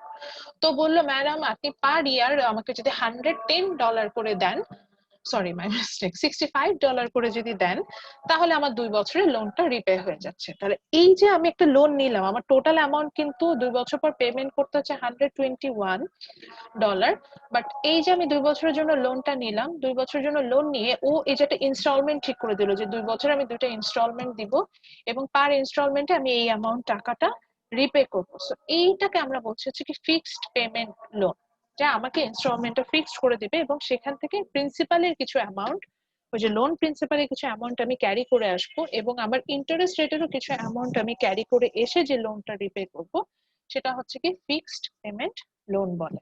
বোঝাতে পারছি? এটার আর একটা এক্সাম্পল হতে পারে আমরা যখন কার লোন নেই বা আমরা যখন হচ্ছে কি হোম লোন নেই, তখন কিন্তু আমাদেরকে ইনস্টলমেন্ট বলে দেয় যে প্রতি বছর বা প্রতি মাসে, এটা মান্থলি বেসিসও হতে পারে বা কোয়ার্টারলি বেসিসও হতে পারে, আমাদের কিন্তু ইনস্টলমেন্টটা বলে দেয় এবং সেই ইনস্টলমেন্ট যেটা বলে সেখানে কিন্তু আমাদের প্রিন্সিপাল উইথ ইন্টারেস্ট এইভাবে কিন্তু হিসেবটা থাকে। সো এই যে এইভাবে আসে সেটাকে কিন্তু আমি ফিক্সড পেমেন্ট লোন বলে ফেলতে পারি। আচ্ছা, কুপন বন্ডসটা হচ্ছে গিয়ে যেটার আমি যেই ক্ষেত্রে হচ্ছে গিয়ে এটা আমি এটা কম্পেয়ার করি হচ্ছে গিয়ে সেভিং সার্টিফিকেটের সাথে। গভর্নমেন্টের সেভিং সার্টিফিকেট, ওই আপনার সঞ্চয়পত্রতে আমরা কি হয় যে আমরা একটা ফিক্সড অ্যামাউন্ট গভর্নমেন্টকে দিই, গভর্নমেন্ট কি করে ওই ফিক্সড অ্যামাউন্টের উপর প্রতি মাসে আমাকে একটা ইন্টারেস্ট দিতে থাকে, একটা কুপনের মতো, যে প্রতি মাসে আমাকে একটা করে প্রতি মাসে একটা করে ম্যাচুরিটি ডেট থাকে। এটা মান্থলি হতে পারে, এটা ইয়ারলি হতে পারে, বা সেভিং সার্টিফিকেটে কিন্তু 3 মান্থলি যেটা কোয়ার্টারলি যেটা সেটারও কিন্তু একটা পেমেন্ট থাকে। তো এই যে এইভাবে হচ্ছে গিয়ে আমাকে পেমেন্টটা করতে থাকে, তো সেটাকে আমরা হচ্ছে গিয়ে কুপন বন্ড, এই ধরনের লোনটাকে আমরা সাধারণত কুপন বন্ড বলে থাকি এবং এটাকে আমরা কম্পেয়ার করি হচ্ছে কি যে সেভিং সার্টিফিকেট, আপনার ইউএসএ বা ইউকে তে গেলে ওদের মিউনিসিপাল কিছু বন্ড থাকে, গভর্নমেন্ট কিছু বন্ড থাকে, সেগুলোকে কিন্তু আমরা এভাবে দিতে পারি। সো যেমন ধরেন ওই যে আমি এখানে যেমন এক্সাম্পল দিয়েছি যে $1,000 আমি লোন করেছি। তো লোন করার জন্য আমাকে যদি বলে দেয় $1,000টাকে ওভারঅল আমাকে রিপে করতে হলো যেটা, সেটা মিলিয়ে আমাকে যদি বলে দেয় যে 10 ইয়ার্স এর জন্য যদি পার ইয়ার্স এ আমি একটা করে কুপন পেমেন্ট অর্থাৎ $100 করে আমি পেমেন্ট করতে থাকি, তাহলে এই জিনিসটাকে আমি যেটাকে বলবো সেটাকে হচ্ছে আমি কুপন বন্ড বলবো। এবং কুপন বন্ডে যে বিষয়টা হয়, কুপন বন্ডে কিন্তু এক্সট্রা ইন্টারেস্ট, আমি যদি মানে লেন্ড হিসাবে নিই মানে ধার করার ক্ষেত্রে, এখানে কিন্তু এক্সট্রা কোনো ইন্টারেস্ট রেট আমাকে ইন্টারেস্ট পে করতে হয় না। আমি এটা যেটা বলছিলাম অ্যাজ এ লেন্ডার বলছিলাম যে আমি যখন সেভিং সার্টিফিকেট নিচ্ছি এইভাবে পাচ্ছি, কিন্তু যদি আমি ধার করি মানে আমি অ্যাজ এ বড়োয়ার যদি এন্ড থেকে চিন্তা করি, সেক্ষেত্রে এই কুপন বন্ড গুলো নেওয়ার সুবিধা হচ্ছে গিয়ে সেখানে আমার কোনো পেমেন্ট করতে হয় না। এই কুপন বন্ড গুলো বেনিফিট সাধারণত বাংলাদেশের বেসিসে যদি বলি কমার্শিয়াল ব্যাংক গুলো পায়, সেন্ট্রাল ব্যাংক থেকে। তারা দেখা যায় যে অনেক সময় ফান্ড রেইজ করার জন্য কমার্শিয়াল ব্যাংক থেকে একটা লোন নিয়ে থাকে, সেটা তো কুপন বন্ডের আন্ডারে পড়ে যায়। ওকে, লাস্ট যেটা আছে সেটা হচ্ছে গিয়ে ট্রেজারি বিল গুলো যখন হয় সেই ক্ষেত্রে আমরা এই ধরনের বন্ড গুলো এই ধরনের লোন গুলো গভর্নমেন্ট করে থাকে বা সেন্ট্রাল ব্যাংক সাধারণত করে থাকে, যেটাকে আমরা বলি হচ্ছে ডিসকাউন্ট বন্ড, যেটাকে আমরা জিরো কুপন বন্ডও বলে থাকি। ডিসকাউন্ট বন্ড হচ্ছে কি গভর্নমেন্ট অনেক সময় ধরেন মানি সাপ্লাই বাড়াতে যাচ্ছে বা মানি সাপ্লাই কমাতে যাচ্ছে, এরকম করার সময় সেক্ষেত্রে বন্ড সেল করে। বন্ড সেল করার সময় এরকম বলে যে ঠিক আছে আমি 100 কোটি টাকার একটা বন্ড সেল করছি, যখন আমাকে তোমার ধরেন আমি নিচ্ছি তখন ইয়াকে বললো, কোনো কমার্শিয়াল ব্যাংকে বললো তাহলে এটার ফেস ভ্যালু যখন তুমি আমাকে ব্যাক করবা তখন হচ্ছে গিয়ে তুমি চাইলে আমার কাছ থেকে 100 কোটি টাকা লোন নাও, কিন্তু তোমাকে ব্যাক করার সময় 90 কোটি টাকা দিলেই হবে। এই যে দেখেন আমি উল্টা ভ্যালুটাই কমাই দিলাম, ফেস ভ্যালুটাই কমাই দিলাম। এটা বিভিন্ন মনিটারি পলিসি মেনটেন করার জন্য আমার এই ধরনের বন্ড লাগে। তো এই যে আমি ফেস ভ্যালুটা কমিয়ে দিলাম, এই কেসে এটাকে আমরা সাধারণত ডিসকাউন্ট বন্ড বলে থাকি। তাহলে আমরা যেটা দেখলাম যে আমরা 4 টাইপস অফ বন্ড পেলাম যেগুলোর উপর আমরা ইন্টারেস্ট পে করব। তো সেই ক্ষেত্রে আমরা কিন্তু প্রথমে যেটা দেখলাম সেটা হচ্ছে গিয়ে সিম্পল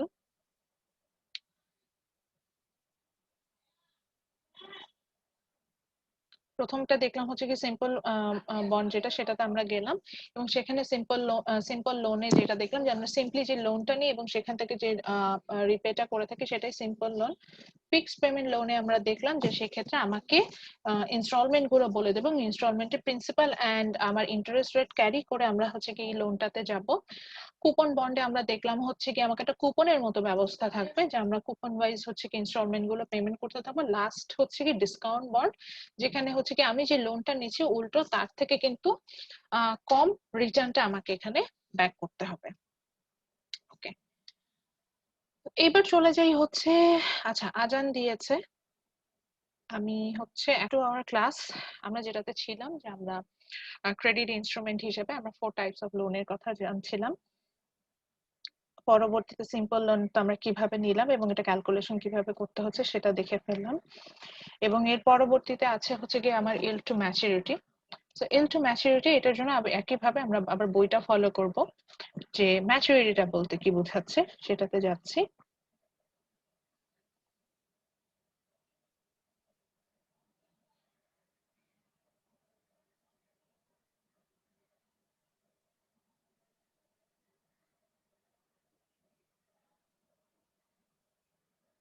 আচ্ছা এখানে তো নাই, কোথায় গেল, হারাই ফেললাম কেন?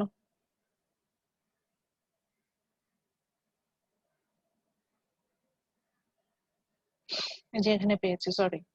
সো আমাদের যে টাইপস অফ আমি যে সিকিউরিটি ইনস্ট্রুমেন্ট গুলো পেলাম সেটা নিচে আপনারা পাবেন যে yield to maturity. Yield to maturity বলতে বোঝাচ্ছে যে আমরা যে ইন্টারেস্ট রেটটা নিচ্ছিলাম, হ্যাঁ ইন্টারেস্ট রেট এবং সেটার সাথে যে প্রেজেন্ট ক্যাশ ফ্লো যেটা আছে, present value of the cash flow, মানে এই যে যে টাকাটা আপনার কাছে আসছে, হ্যাঁ এইটার আজকের দিনের যে ভ্যালু, মানে আরেকটু ভালোভাবে বুঝাই, আপনার কাছে যে ডেট ইনস্ট্রুমেন্টটা ছিল এটা একটা লোন হতে পারে, এটা একটা শেয়ার হতে পারে, এটা একটা বন্ড হতে পারে, সেটার ওই শেয়ারটার বা ওই বন্ডটার বা ওই লোনটার আজকের দিনে উইথ ইন্টারেস্ট যে প্রেজেন্ট ভ্যালুটা হবে সেটাই হচ্ছে ইল্ড টু ম্যাচুরিটি।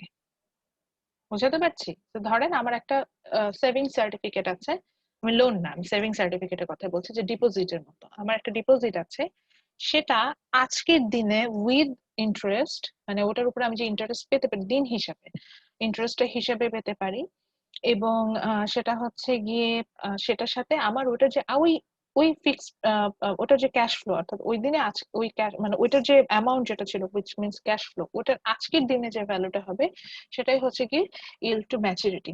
অনেকটা এটা আমরা বের করি হচ্ছে কি কারেন্ট অ্যাকাউন্ট গুলোর ক্ষেত্রে, আমরা দেখবেন যে সেই ক্ষেত্রে সাধারণত আমরা কারেন্ট অ্যাকাউন্টের ক্ষেত্রে আমরা এটা খুব এখন যেহেতু আমাদের অনেকের মোবাইলে অ্যাপস থাকে যেখানে আমরা আমাদের কারেন্ট অ্যাকাউন্টের পেমেন্টটা খুঁজে বের করতে পারি, তো সেখানে কিন্তু আমরা খুব সহজে ইল্ড টু ম্যাচুরিটিটা ফাইন্ড আউট করে ফেলতে পারি। সো এটাই হচ্ছে কি এখানে ছিল। তো এখানে আমরা হচ্ছে গিয়ে সাপোজ সিম্পল লোনের ক্ষেত্রে আমার ইল্ড টু ম্যাচুরিটি কি হবে, সিম্পল লোনের ক্ষেত্রে আমার ইল্ড টু ম্যাচুরিটি হবে হচ্ছে গিয়ে যদি আমি 1 ইয়ার পরে চিন্তা করি তাহলে ঠিক ওই আজ যে টাকাটা ছিল সেই টাকাটার ইন্টারেস্ট রেট সহ যে প্রেজেন্ট ভ্যালু হুইচ ইজ 110 টাকা, সেটা হবে কি আমার ইল্ড টু ম্যাচুরিটি। এখন যদি আপনি বলেন যে না ম্যাডাম, ওটা যদি আমি আজকের দিন হিসাবে আসতে চাই, তাহলে তখন দিন হিসাবে আমার পেমেন্টটা আসতে হবে, হিসাবে আসতে হবে, এবং সেখান থেকে আমরা কিন্তু ইজিলি ম্যাচুরিটিটা বের করে নিতে পারবো। যেমন এখানে আমরা প্রেজেন্ট ভ্যালুটা তো দেখতেই পাচ্ছি। একইভাবে আমরা যদি ফিক্সড পেমেন্ট লোনের ক্ষেত্রে যাই, সেক্ষেত্রে আমরা ইল্ড টু ম্যাচুরিটি বের করার জন্য আমরা সেম ফর্মুলাটা ইউজ করব, কিন্তু ফিক্সড পেমেন্টের ক্ষেত্রে একটু ঝামেলা আছে, কারণ আমরা জানি যে আমাদের এক্ষেত্রে ফিক্সড পেমেন্ট লোনের ক্ষেত্রে আমাকে কিন্তু ফিক্সড পেমেন্টটা যেহেতু বলে দিচ্ছে, যেমন এখানে একটা লোনের কথা বলেছিল যে 1000 টাকা, এটা 25 ইনস্টলমেন্টে পে করতে হবে। তো সেই ক্ষেত্রে যেটা হয় যে 25 ইনস্টলমেন্টটাকে, যে পার ইনস্টলমেন্টে আমাকে যে পেমেন্টটা করতে হয়, সেটার সাথে হচ্ছে কি অর্থাৎ CV divided by 1 plus I, এখানে 1 ইয়ারের জন্য 1 প্লাস আই, সেকেন্ড ইয়ারের জন্য 1 plus I to the power n, third ইয়ারের জন্য 1 প্লাস আই টু দি পাওয়ার 3, এভাবে nth year, that means 25 years এর জন্য 1 প্লাস আই টু দি পাওয়ার 25। এই পুরোটাকে সাম আপ করলে কিন্তু আমরা ইল্ড টু ম্যাচুরিটিতে পৌঁছাবো। দ্যাট মিনস ফর ফিক্সড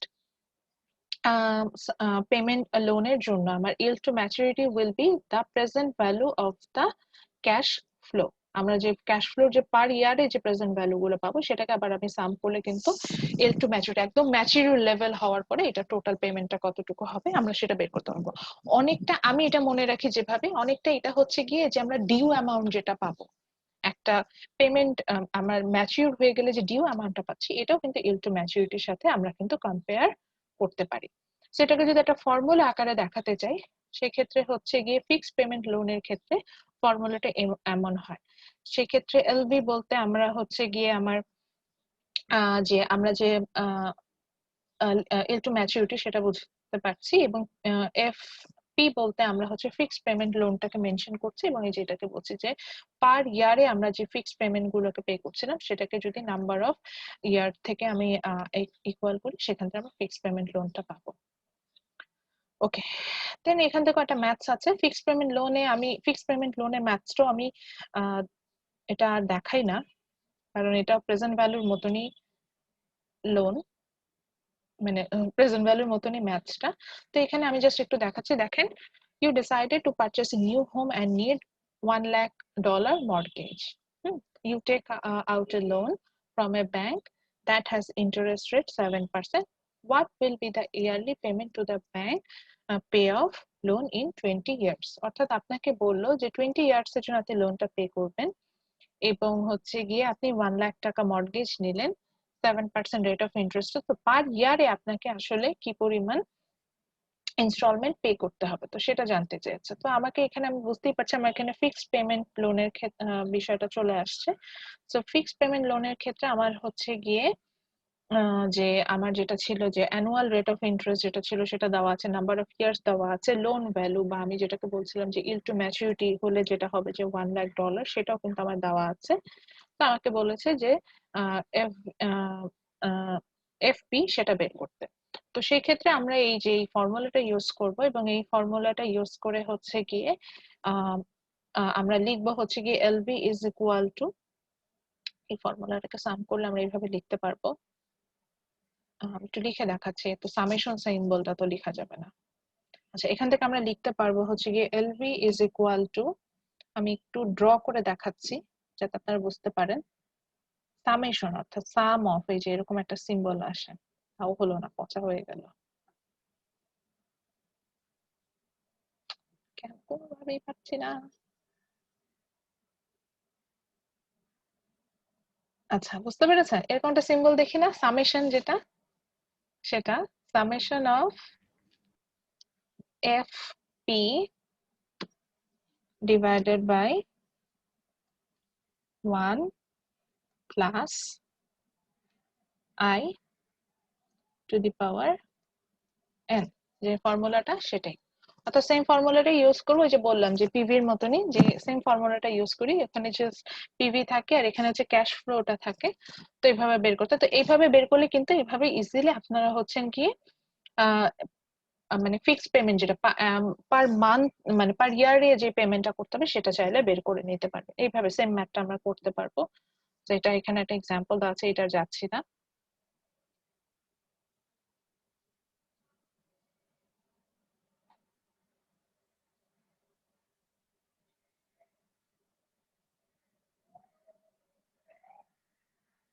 এরপরে হচ্ছে গিয়ে একইভাবে হচ্ছে কুপন বন্ড এবং হচ্ছে গিয়ে আমাদের যে ডিসকাউন্ট কুপন বন্ড দুটোরই ম্যাথস দেওয়া আছে, এগুলো ম্যাথস আমি আর করব না।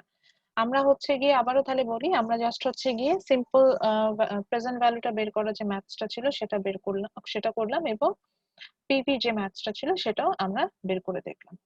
তো তাহলে yield to maturity আমরা যেটাকে বুঝলাম যে আমরা হচ্ছে গিয়ে যে কোনো বন্ডের বা সিকিউরিটিজ বা শেয়ারের আমার interest rate with the value of the asset in today's price, that will be the that sum will be the yield to maturity. এবং এটা যদি আমরা যদি প্রেজেন্ট ভ্যালু হিসেবে হিসেব করতে যাই, সেক্ষেত্রে আমরা যেটা হয় যে আমার যে প্রতিদিনের যে ইন্টারেস্ট রেটটা আসছে বা প্রতি ইনস্টলমেন্টে যে ইন্টারেস্ট রেটটা আসছে উইথ দ্য প্রেজেন্ট ভ্যালুকে যদি আমি নিই, দেন এগুলোর যে সাম গুলো পাবো সেক্ষেত্রে আমরা কিন্তু yield to maturity তে পৌঁছাতে পারি।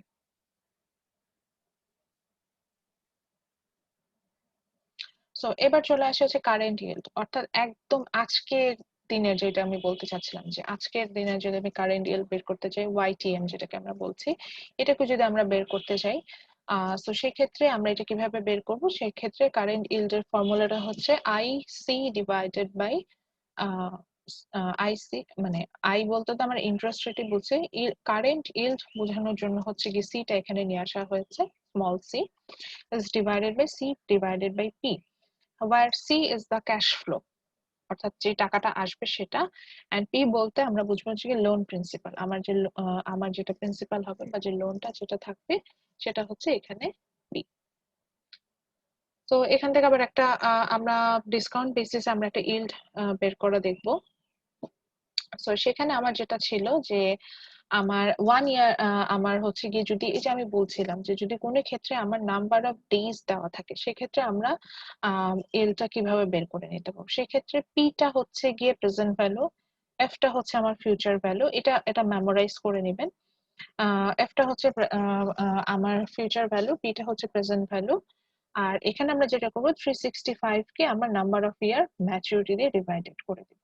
তো সেখান থেকে হচ্ছে নাম্বার অফ ডেজ ম্যাচুরিটি দিয়ে ডিভাইডেড করে দেবো। যেমন যদি আমি 1 ইয়ারের জন্য একটা বিল ফাইন্ড আউট করতে চাই, সেক্ষেত্রে আমরা ধরে নিলাম যে ওই যে $1000 আমরা হচ্ছে গিয়ে ওই যে আমি গভর্নমেন্টের একটা কথা বলেছিলাম যে গভর্নমেন্টের কাছ থেকে আমি লোন নিলাম, গভর্নমেন্ট আমাকে বললো যে ঠিক আছে $1000 লোন নাও, ডিসকাউন্ট বেসিসে তুমি 900 টাকা দিয়ে দিয়েছো। এইটার ক্ষেত্রে আমরা যদি ডিসকাউন্ট বেসিসে ইল্ডটা বের করতে চাই, তাহলে আমার ফর্মুলাটা কি হবে?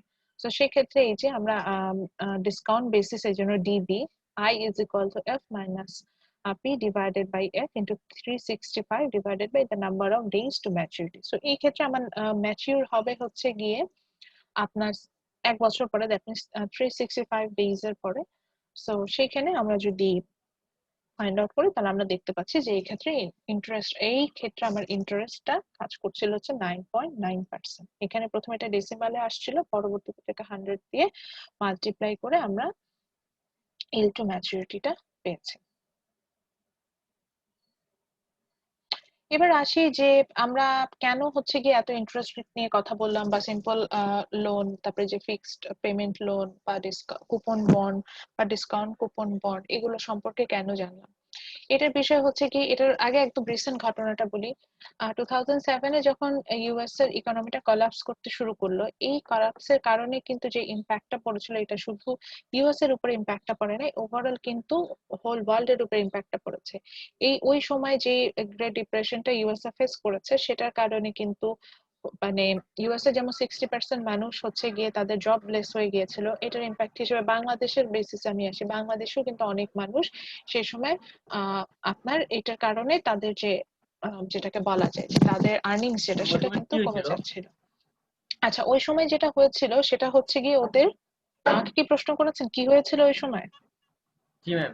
আচ্ছা, 2009 এ যেটা হয় যে ইউএস এর হাউজিং মানে হাউজিং যে অ্যাসেট গুলো যেগুলাকে বলে, আমি যেটাকে বলি ডেভেলপার, যেটা আমাদের দেশে হয়, ওদের দেশে যেটা হয় যে ওরা নিজেরা কিন্তু বাড়ি ডেভেলপ করে না। তো হাউজিং, তারপরে হেলথ কেয়ার, এগুলো বড় বড় ইন্স্যুরেন্স কোম্পানির কাছে ছিল ওদের দেশে। এবং ইউএসএ তে এটা হচ্ছে খুব কমন প্র্যাকটিস, ওরা দেখা যায় যে কার নিয়ে ফেলে, কারটা কি লোনে নেয়, লোনটা কি ওদের প্রতি মাসে যে স্যালারিটা পাচ্ছে সেখান থেকে আস্তে আস্তে কেটে নিচ্ছে এরকম। বা ওদের হচ্ছে গিয়ে ওরা বাড়ি নিবে, ওরাও কিন্তু এইভাবে বাড়িটা লোনের, এবং এগুলোর মানে ওদের এক্ষেত্রে রেট অফ রিটার্নটা এত কম থাকে, ইন্টারেস্ট রেটটা এত কম থাকে যে ওরা কিন্তু এটা নিতেই ইন্টারেস্টেড হয়। যে লাইক 100 টাকা নিলে হয়তো 100 ডলার নিলে হয়তো 100 ডলারে 1 বছরে আপনাকে হয়তো $2 ইন্টারেস্ট রেট পে করতে হচ্ছে। তো এটা ওদের জন্য খুবই মিনিমাল একটা অ্যামাউন্ট এরকম।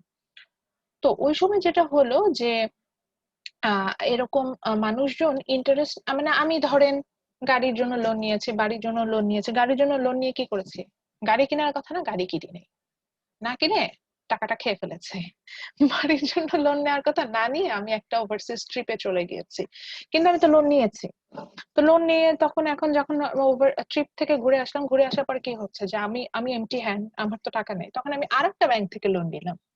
এক ব্যাংক থেকে লোন নিয়ে ওটা রিপে করতে না পেরে আরেকটা ব্যাংক থেকে আবার ধরেন হোম লোন নিলাম, সেইখানেও ধরেন আমি হোম মেক করে দিত। এইভাবে এটা এরকম একটা লুপ হোলের মতো ক্রিয়েট হয়েছিল। এটা তো আমি ইন্ডিভিজুয়াল পার্সনের কথা বললাম, এটা এরকম বড় বড় কিছু ইন্ডাস্ট্রি, ইউএস এর বড় বড় কিছু ইন্ডাস্ট্রি এরকম ব্যাংকরাপ্ট হয়ে যায় ওই সময়। যে ওরা এরকম হয় যে ওরা ব্যাংক থেকে বেশ বড় একটা অ্যামাউন্টের লোন নেয়, কিন্তু লোনটা যে পারপাসে নিয়েছিল ইনভেস্টমেন্ট করার জন্য, ওটা সেই ইনভেস্টমেন্টটা করে নেয়। ইনভেস্টমেন্ট না করে এই ধরেন যে মানে কি বড় বড় কোম্পানি লোন নিয়েছে, মানে কি সেই কোম্পানি তো ওনার আছে বা শেয়ার হোল্ডাররা আছে, তারা ওই লোনটা নিজেদের মধ্যে ভাগ বাটোয়ারা করে নিয়েছে, করে ধরেন পার্সোনাল রিক্রিয়েশনের জন্য স্পেন্ড করে ফেলেছে। তাহলে কি হচ্ছে, ধরেন আমি $100 কোটি একটা লোন নিয়েছি, কিন্তু সেটা আমি রিপে না করে, মানে লোনটা যে ইনভেস্টমেন্ট মানে আমার তো লোন রিপে করার জন্য তো হাতে টাকা থাকতে হবে, কারণ উইথ ইন্টারেস্ট রেট তো আমাকে লোনটা রিপে করতে হবে। তো আমি যখন লোনটা নিলাম, নিয়ে ইনভেস্ট করলাম না, তাহলে আমার হাতে কিন্তু কোনো টাকা, মানে ইনভেস্ট করলে টাকা আসতো অতিরিক্ত, সেখান থেকে না আমি কিছু টাকা ওই লোনটাও প্রিন্সিপাল অ্যামাউন্টটা পে করতাম, ইন্টারেস্ট রেটটাও পে করতাম। তো আমার কিছুই হয় নাই। আমি কি করেছি, টাকাতে ইনভেস্ট করিনি, না করে হচ্ছে একটা ইয়ট কিনে বসে আসছি নিজে, যে প্রমোত্তরিতে ঘুরে বেড়াবো, বা একটা হাউস কিনে বসে আসছি যে বাড়িতে বসে থাকবো। তো এইভাবে ইউএস এর বেশ কিছু বড় বড় ইন্ডাস্ট্রি ওরা এরকম লোন নিয়েছিল বড় অ্যামাউন্টের, সেই লোনটা রিপে করে নাই, এবং ইনভেস্টিগেট করতে যে দেখা যায় যে ওরা এই লোনটা পার্সোনাল পারপাসে ইউজ করে ফেলেছে, মানে শেয়ার হোল্ডাররা পার্সোনাল পারপাসে ইউজ করে ফেলেছে। তখন ব্যাংক কি করবে, ব্যাংক রিকভারি করার জন্য ব্যাংক তখন মর্টগেজ, একটা কিছু মর্টগেজের এগেনস্টে লোন নিতে হয়। তখন দেখা যায় যে ওরা যে মর্টগেজ, মানে যে অ্যাসেটটা মর্টগেজ হিসেবে দেখাচ্ছিল, সেই অ্যাসেটের ভ্যালু ধরেন $100 কোটি না, দেখা যাচ্ছে ওই অ্যাসেটের ভ্যালু হচ্ছে $1000। $1000 অ্যাসেটকে $100 কোটি দেখিয়ে ওরা তো লোন নিয়ে ফেলছে। তাহলে ব্যাংকও বুঝতে পারছেন, ব্যাংক তো টাকা লোন দিয়ে ফেলেছে। ব্যাংক কার কাছ থেকে টাকা নিয়েছে, আমার আপনার কাছ থেকে। এখন আমি ব্যাংকের কাছে গেলাম, যে বললাম আমার টাকা দাও, ব্যাংক বলল আমার তো টাকা নেই, কারণ আমি অমুক কোম্পানিকে দিয়ে দেউলিয়া হয়ে গেছি। ও আমাকে টাকা ব্যাক করে না, ওর কাছ থেকে টাকা আনতে যায়, ও বলছে আমার পক্ষে কোনোভাবে টাকা দেওয়া সম্ভব নেই, যে এই মর্টগেজের এগেনস্টে এই মর্টগেজ নিয়ে যাও। মর্টগেজ সেল করতে যায়, দেখি যে এই 100 কোটি টাকা আমার আসে নাই, আমার হাতেও টাকা নেই, আমি ব্যাংকরাপ্ট, তার সাথে আমি অ্যাজ এ ডিপোজিটর ওই ব্যাংকে টাকা রাখার কারণে আমিও ব্যাংকরাপ্ট হয়ে গেছি। লুপহোলটা বুঝতে পেরেছেন? এই হচ্ছে বিষয়। এভাবে এভাবে ওদের মানি মার্কেটে একটা ক্রাইসিস ক্রিয়েট হয়েছিল, এবং আমরা আপনারা হয়তো এখন অলরেডি বুঝবেন যে গভর্নমেন্ট চাইলেও কিন্তু মানি প্রিন্ট করতে পারে না। এই ধরনের সিচুয়েশনে চাইলেও কিন্তু গভর্নমেন্ট অনেক বেশি মানি প্রিন্ট করে যে এটাকে সাপোর্ট দিবে, সেটা কিন্তু গভর্নমেন্ট করতে পারে না, কারণ আমার সেই পরিমাণ প্রোডাকশন থাকতে হবে। তো গভর্নমেন্ট তখন সাপোর্ট দিতে পারেনি। তো সেই কারণে যখন বড় বড় কিছু ইন্ডাস্ট্রি ব্যাংকরাপ্ট হয়ে গেল, ওগুলো কলাপস করলো, ওগুলো কলাপস করা মানে ওই রিলেটেড যারা আছে তারা সবই সেই মানুষগুলো আনএমপ্লয়েড হয়ে গেল, তাদের সাথে ডিপেন্ডেন্ট ফ্যামিলি আছে, তারা আনএমপ্লয়েড হয়ে গেল। কিছু ব্যাংক, বড় বড় ব্যাংক ইউএসএ তখন বেশ বড় বড় কিছু ব্যাংক বন্ধ হয়ে যায়। এই কারণে সেই ব্যাংকে যে হাজার হাজার এমপ্লয়ি, তারা বন্ধ। যেমন ধরেন আমি এখন কোম্পানির কথা মনে হচ্ছে, কোডাক আউট অফ মার্কেট হয়ে গেছে। তো কোডাক যখন স্টপ হয়ে যায়, তাদের প্রায় 30,000 কর্মী ছিল, তাদেরকে ছাঁটাই করতে হয়েছিল উইদাউট এনি পেমেন্ট। মানে কোডাকের হাতে সেই পরিমাণ টাকাও ছিল না যে পেমেন্ট করবে তাদেরকে। সেই যে 30,000 কর্মচারী হঠাৎ করে যদি একটা দেশে 30,000 মানুষ যদি আনএমপ্লয়েড হয়ে যায়, তাহলে কিরকম একটা হ্যাজার্ড সৃষ্টি হবে চিন্তা করেন। এরকম ইউএসএ তে জিনিসটা হয়েছিল। এই কারণে এবার আসে ইউএস এর সাথে আমরা রিলেটেড কিভাবে। ইউএসএ তে যখন হচ্ছে গিয়ে আপনার এই হ্যাজার্ডটা হলো, তার মানে হচ্ছে গিয়ে আমি আমার দেশ থেকে ইউএস এর মানুষজন হচ্ছে গিয়ে আপনার ইয়াটা কিনে, সেটা হচ্ছে যে আমার কাছ থেকে ওরা হচ্ছে গিয়ে ধরেন রেডি, মানে ওরা যে ক্লোথটা পারচেস করে সেটা আমাদের দেশ থেকে করে। তো এখন ওর নিজের হাতেই টাকা নেই, আমার নিজের হাতেই টাকা নেই, আমি কি দেশের বাইরে থেকে কাপড় কিনে নিয়ে আসবো? তাহলে দেশের বাইরে থেকে যখন আমি কাপড় কিনে নিয়ে আসবো না, তখন আমার কি হবে? তখন হচ্ছে গিয়ে আমি দেশের বাইরে থেকে যখন আমি কাপড় কিনে নিয়ে আসবো না, তখন মানে হচ্ছে বাংলাদেশের মতো যে দেশগুলো যারা ইউএসএ তে এক্সপোর্ট করতো তাদের আয়ের উৎস বন্ধ হয়ে যাবে। তখন বাংলাদেশও একটা ক্রাইসিসের মধ্যে পড়ে যাবে, ভিয়েতনাম ক্রাইসিসে পড়ে যাবে, ইন্ডিয়া ক্রাইসিসে পড়ে যাবে, চায়না ক্রাইসিসে পড়ে যাবে, সেটাই হচ্ছিল। এবং এটার ধাক্কা বাংলাদেশের উপরে তখন খুব কম আসছিল, কারণ জিএসপি সুবিধাটা তখন আমরা পাচ্ছিলাম। জিএসপি সুবিধা হচ্ছে মানে ট্যাক্স ফ্রি যে এন্ট্রি, যেটাকে আমরা বলি যে ট্যারিফটা দিতে হয় না যখন এক্সপোর্ট করা হয়, ওই সুবিধাটা আমাদের তখনও ইউরোপিয়ান ইউনিয়নে ছিল। তো এই কারণে ইউএস এর বাজারটা হারালো, আমরা ইউরোপিয়ান ইউনিয়নে সেল করে আমরা সেই সময় মোটামুটি ধাক্কাটা সামলাতে পেরেছি। কিন্তু ইউএস এর সাথে আমার ইউরোপিয়ান মানে যে ইকোনমি গুলো রিলেটেড, কানাডা বলেন, দেন অস্ট্রেলিয়া বলেন, ওদের কিন্তু একটা বড় ধরনের একটা প্রেশার গেছে তখন। বিশাল একটা জনগোষ্ঠী আনএমপ্লয়েড হয়ে গেছে, তাদেরকে সাপোর্ট দেওয়া দরকার হয়েছে। এবং আনএমপ্লয়েড হওয়া মানে কি, তাদের কাছ থেকে যে আমি যে হিউম্যান রিসোর্স, তাদের কাছ থেকে যে প্রোডাকশন, মানে একটা মানুষ আনএমপ্লয়েড যদি হয়ে যায় তার মানে কি, তার সে যে যে গুডস এন্ড সার্ভিস তৈরি করতে পারতো সেটা করতে পারবে না। তারপরে হচ্ছে গিয়ে ওই পরিমাণ গুডস এন্ড সার্ভিস জিডিপি থেকে হারাবে। তারপরে হচ্ছে গিয়ে আমি নিজেও তো ডিমোটিভেটেড হয়ে যাবো, আমার স্কিল কমতে থাকবে। এভাবে একজন না তো বহু মানুষ চাকরি হারিয়েছে তখন, এরকম ঘটনাগুলো ঘটছে। এবং এটা একটা সাইক্লিক ওয়েতে চলছিল, এটাকে কোনোভাবে স্টপ করা যাচ্ছিল না। এবং তখন এটা ফাইন্ড আউট হলো যে ইউএস এর যত বড় বড় ইন্স্যুরেন্স কোম্পানি আছে, এটা ইন্স্যুরেন্স কোম্পানিগুলো বেশি দায়ী ছিল। এগুলা ম্যাক্সিমাম হচ্ছে কি এরকম করাপ্টেড, অর্থাৎ ইন্স্যুরেন্স তো বুঝেনি কেন দেওয়া হয়, ইন্স্যুরেন্স দিয়েছে ঠিকই, কিন্তু যেই অ্যাসেটের এগেনস্টে ইন্স্যুরেন্স দিয়েছে, যে ওই যে বললাম যে অ্যাসেটের ভ্যালু হয়তো 100 টাকা, কিন্তু সেই অ্যাসেটের এগেনস্টে ইন্স্যুরেন্স দিয়ে রেখেছে হচ্ছে 1 লাখ টাকা, মানে 1 লাখ টাকা আমি তুলে নিয়েছি। কিন্তু আমার যখন আমি যখন টাকাটা পে করতে পারছি না, আমি অ্যাসেটটা সেল করতে এসে দেখা গেল এটা ভ্যালু অনলি 100 টাকা। এভাবে করে অনেক ক্ষেত্রে এই ধরনের ইন্স্যুরেন্স, বড় বড় ইন্স্যুরেন্স কোম্পানিগুলো একটা বড় ধরনের ঝামেলা করেছিল। কারণ বাংলাদেশে যদি দুই একটা কমার্শিয়াল ব্যাংকে এই কাজ করে, আমাদের দেশের ইকোনমিটি খুব খারাপ অবস্থা হয়ে যাবে। তো এই ধরনের ঘটনাগুলো ঘটেছে। তো সেখান থেকে ইউএস একটা গ্রেট ডিপ্রেশনে চলে যায়, মানে একটা খুব রিসেশন যেটাকে বলে, যে প্রোডাকশন স্টপ হয়ে যাচ্ছে, মানুষজন আনএমপ্লয়েড হয়ে যাচ্ছে, ওটা সিচুয়েশনে চলে গিয়েছিল। পরবর্তীতে আমি এটা একটু ভুলে গিয়েছি, ওবামার একটা পলিসি ছিল, যে পলিসির মাধ্যমে এই সিচুয়েশনটা রিকভার করে। তারপরে ওবামা ভালোভাবে এটা রিকভার করতে পারে নাই, এই কারণেই কিন্তু ওবামার পরে ট্রাম্পের মতো একটা জোকার ক্ষমতায় চলে আসে। বিকজ ইউএস এর সিটিজেনরা হচ্ছে গিয়ে ডেমোক্রেট গভর্নমেন্টের এগেনস্টে এত বেশি বিরক্ত ছিল, কারণ একদিকে তো রিসেশন চলছে, তার উপরে ওই সময় ওবামা কিন্তু আপনার যে যুদ্ধ, যে বিষয়টা, যে আপনার সিরিয়া বলেন, ইরাক ইরান বলেন, এদের যে এখানে যে ঝামেলাগুলো, পাকিস্তান বলেন, ওখানে কিন্তু সৈন্য পাঠানো কমায় নেই।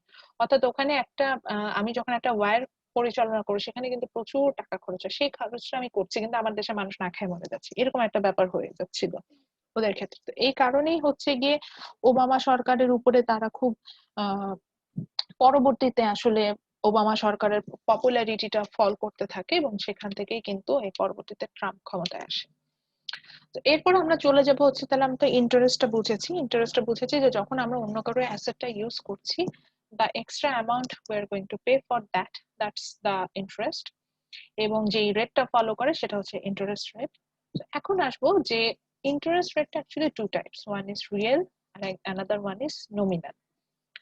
তো যখনই এই রিয়েল টার্মটা আমরা কোথাও দেখবো ফাইন্যান্সের কোনো কোর্সে, আমরা রিয়েল টার্মটা যখন কথা বলছি, রিয়েল ইন্টারেস্ট রেট, সবসময় বুঝবেন যে রিয়েল বলতে আমরা বুঝবো হচ্ছে গিয়ে অ্যাডজাস্টিং উইথ দ্য ইনফ্লেশন, অর্থাৎ মূল্যস্ফীতির সাথে অ্যাডজাস্টমেন্ট হয়ে আসবে, এরকম টার্মটা বোঝাতে আমরা সাধারণত রিয়েল কথাটাকে ফাইন্যান্সে বা ইকোনমিক্সে নিয়ে আসি। আর নমিনাল টার্মটা যখন আসবে তখন আমরা বুঝতে হবে হচ্ছে গিয়ে জাস্ট কারেন্ট মানি ভ্যালু, অর্থাৎ বর্তমান যে দামটা চলছে সেটা বোঝাচ্ছে। আচ্ছা, সো যেমন রিয়েল আর নমিনালের আরেকটা এক্সাম্পল দিতে পারি, যেমন আমরা জিডিপি যখন ক্যালকুলেশন করি, দুই ধরনের জিডিপি পাই, one is real GDP, another one is nominal GDP. Real জিডিপিটা ক্যালকুলেশন করি এইভাবে যে একটা প্রাইস রেট ফিক্সড করে নিই, সেখান থেকে কম্প্যারিজন করি, ইনফ্লেশনটা অ্যাডজাস্টমেন্ট করি, সেখান থেকে রিয়েল জিডিপিটা পাওয়া যায়। আর নমিনাল জিডিপিটা যখন আমরা ক্যালকুলেশনে যাই, সেখানে শুধুমাত্র আমার যে product and service goods and services produce হচ্ছে সেটার সাথে আমি প্রাইস লেভেলটাকে মাল্টিপ্লাই করে কিন্তু নমিনাল জিডিপিটা পেয়ে যাচ্ছি। এইভাবে কিন্তু ক্যালকুলেশন গুলো আমাদের হয়ে থাকে।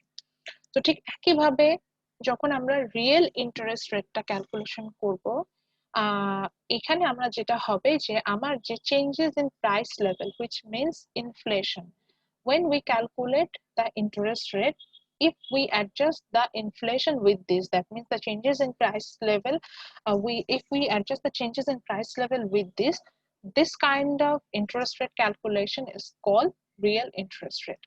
যে এমন যদি হয়, এটা যেমন বাংলাদেশ ব্যাংক করে বা কমার্শিয়াল ব্যাংকগুলো অনেক ক্ষেত্রে হচ্ছে ফিক্সড ডিপোজিটের ক্ষেত্রে এই কাজটা করে থাকে।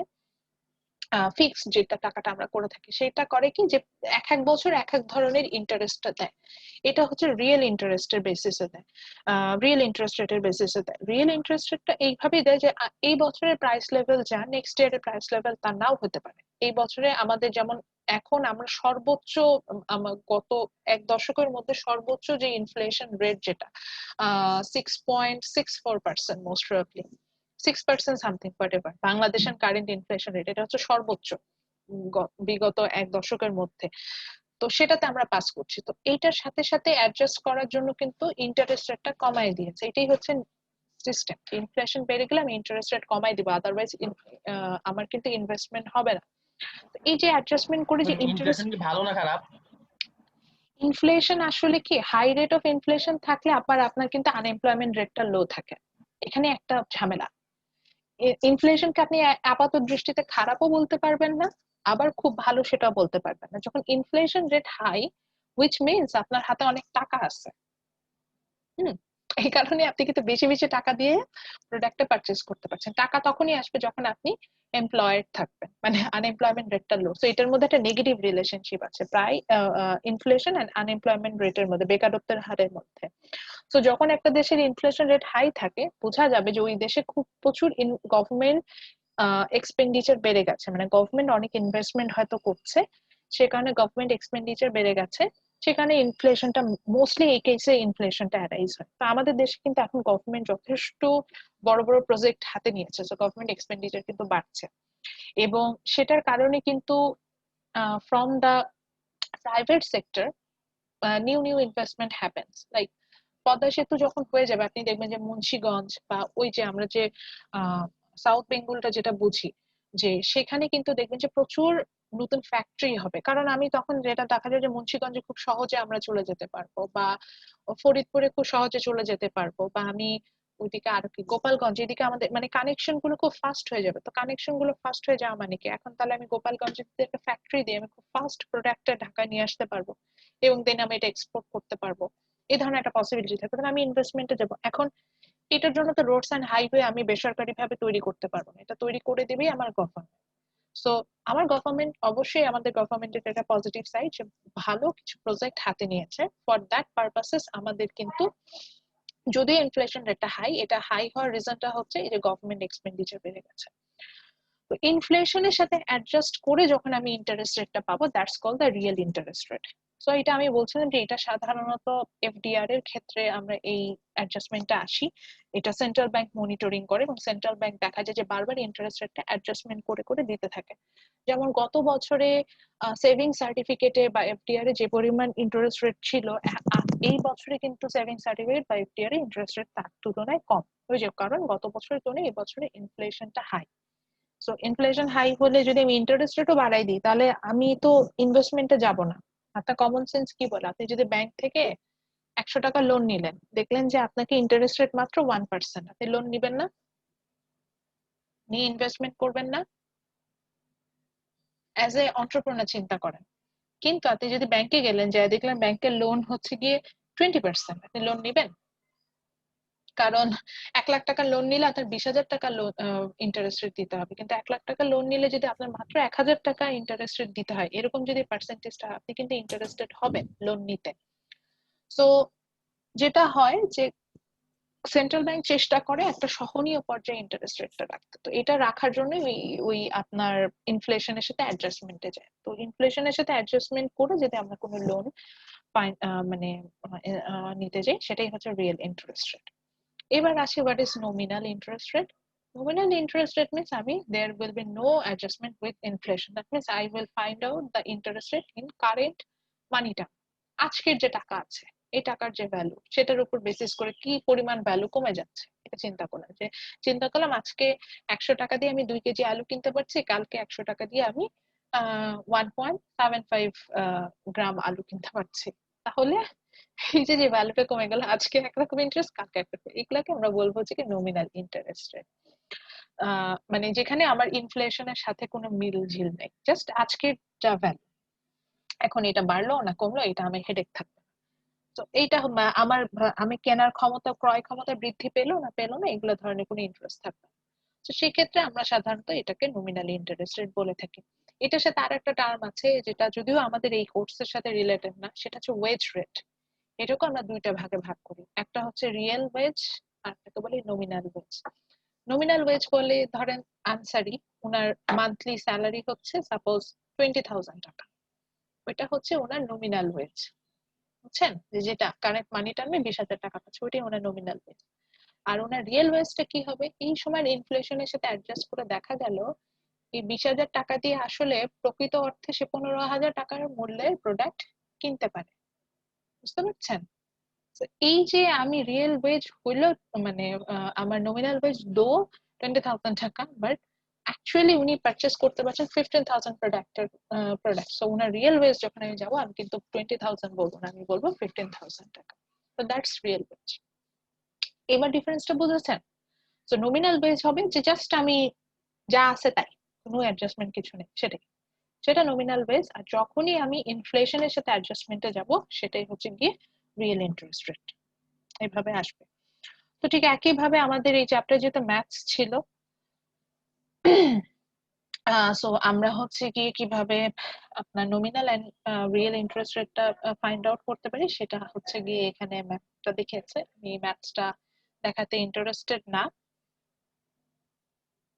আমি জাস্ট হচ্ছে গিয়ে একটা ছোট, হ্যাঁ ম্যাম এটা বলো। কয় নাম্বার পেজ? এটা পেজ হচ্ছে আমার পিডিএফ এ পেজ হচ্ছে 89 আর আপনার বই পেজ হচ্ছে 48।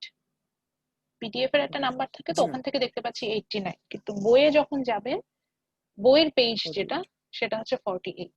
পিডিএফটা না এটা অনেক সময় ভার্সন ওয়াইজ চেঞ্জ হয়ে যায়। ভার্সন বলতে জি ম্যাম বোঝাচ্ছে বুঝতে আপনি পারছি। আপনি সেলফোন থেকে দেখলে অনেক সময় চেঞ্জ হয়ে যেতে পারে, তো এই জন্য বললাম। তো এখান থেকে যেহেতু আমি ম্যাথস করালাম না, এখান থেকে আমি হয়তো ডেফিনেশনই আস্ক করতে পারি, যদি আমি অ্যাসাইনমেন্টের কথা বলি হয়তো রিয়েল ওয়েজ কি বা নমিনাল ওয়েজ কি বা হোয়াটস দ্য ডিফারেন্স বিটুইন দেম, এই ধরনের প্রশ্নকে এখান থেকে আসতে পারে। তা আপনাদের হয়তো মনে হতে পারে যে আহ এগুলোর আসলে ইউজেস আছে কিনা। অবশ্যই এগুলোর ইউজেস আছে, সেটা হচ্ছে কি আমরা কিন্তু ইউএস এর বেসিসে এখানে দেখাচ্ছি। তো এখানে আমরা দেখতে পাচ্ছি যে একটু দেখেন নমিনাল ওয়েজ আমরা দেখতে পাচ্ছি যথেষ্ট হাই। আমরা যদি গত 50 ইয়ার্স এর জন্য ইউএস এর ইকোনমি দিয়ে ক্যালকুলেশন করে আমরা দেখতে পাচ্ছি nominal wage high. Nominal wage is high because ওই যে আমি বললাম যে যা আছে তাই আমার কারেন্ট টার্মে যেটা ভ্যালুটা আসছে সেটা পাচ্ছি।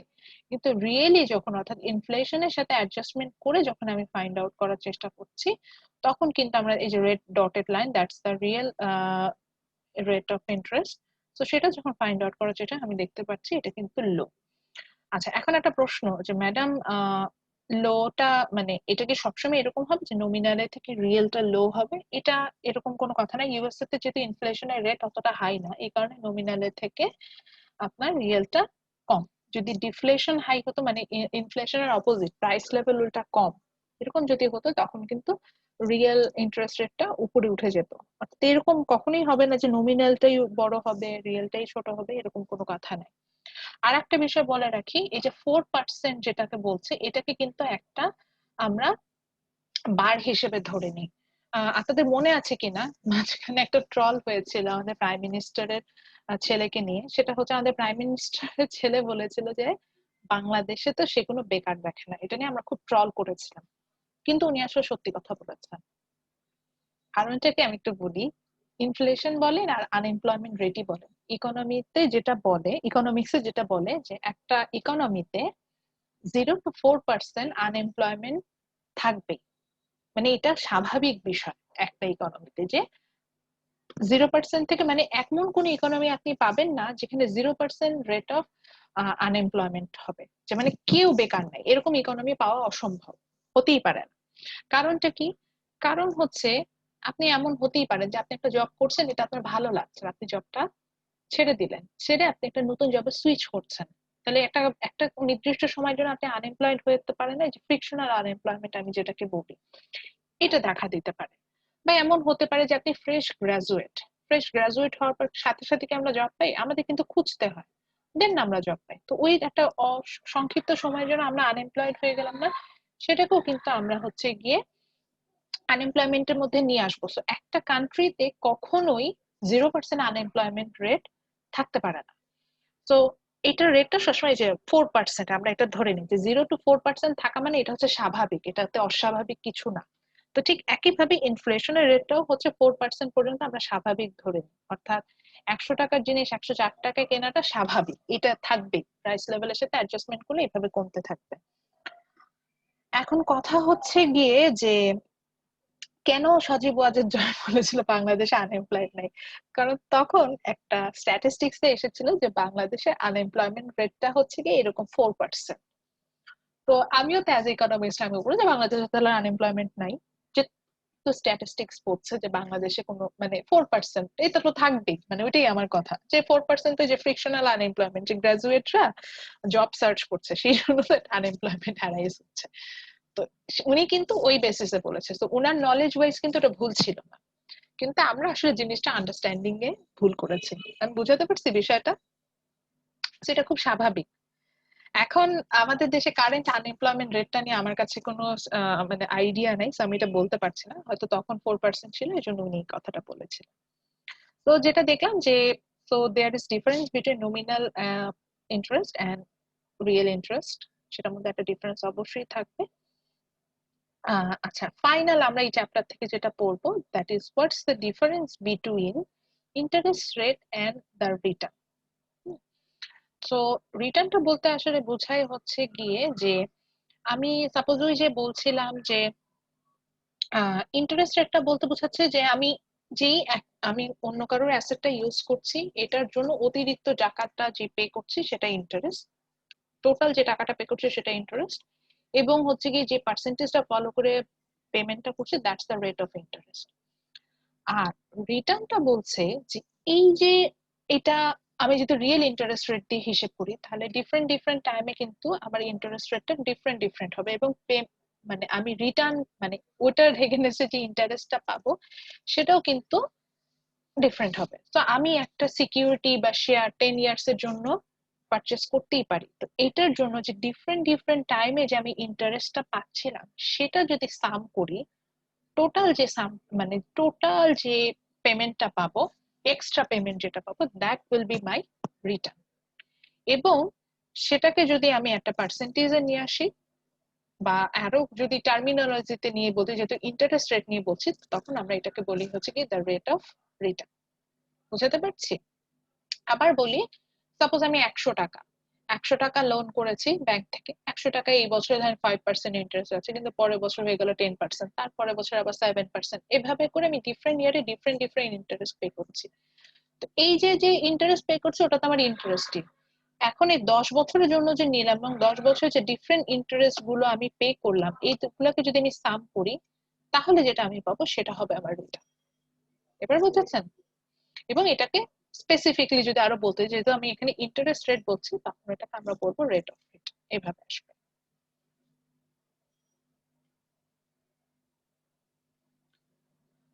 সো এখানে একটা এক্সাম্পল দিয়েছে, এটা থেকে একটু দেখে নিন। So that's it from this chapter. আমরা চ্যাপ্টার 4-এও কিছু স্টাডি করব। চ্যাপ্টার 4 থেকে জাস্ট আমরা একটা টপিক পড়ব। আমি চ্যাপ্টার 4-এ চলে যাচ্ছি। তো এই চ্যাপ্টার থেকে কোশ্চেন আমি কিভাবে করতে পারি, একইভাবে আমি একটু শেষে দেখিয়ে দিই যে আমি সব বারবার বলেছি যে আমার কি টার্মস গুলো থাকে যেখানে এই চ্যাপ্টার থেকে কি কি পড়ছি সেটা জানা যাবে, এবং কোশ্চেন কিছু কোশ্চেন ডেমো কোশ্চেন দেওয়া থাকে। আমি নর্মালি এই কোশ্চেন গুলো ফলো করি, যেটা আমি বলেই দিই স্টুডেন্টদেরকে যে আমি এখান থেকে কোশ্চেন গুলো করতে পারবো। আর কোয়ান্টিটেটিভ প্রবলেম যেগুলো হচ্ছে ম্যাথমেটিক্যাল প্রবলেম, এটার জন্য আমি জাস্ট 2টা ম্যাথস করিয়েছি, সেই 2টা ম্যাথস রিলেটেড ম্যাথ গুলো আমি আপনাদের দিব। আপনাদের একটু ম্যাথ কম করালাম বিকজ আমাকে ফার্স্ট ক্লাসে একটু রিকোয়েস্ট করেছিলেন আপনারা যে একটু প্রেশার কম দিতে, এই জন্য চাইলাম যে থিওরিও পড়াচ্ছি ম্যাথও করাবো, এই জন্য একটু ম্যাথ কম দিলাম। তো আমরা চ্যাপ্টার 4-এ যাবো এবং চ্যাপ্টার 4-এ আমরা একটা জিনিসই পড়বো, দ্যাট ইজ এই চ্যাপ্টার 4-এর নেমটা কি, why do interest rate changes. So এই যে ইন্টারেস্ট রেটটা চেঞ্জ হয়, কেন চেঞ্জ হয়, এই রিজনটাই আমরা ফাইন্ড আউট করবো একদম খুব শর্টকাটে।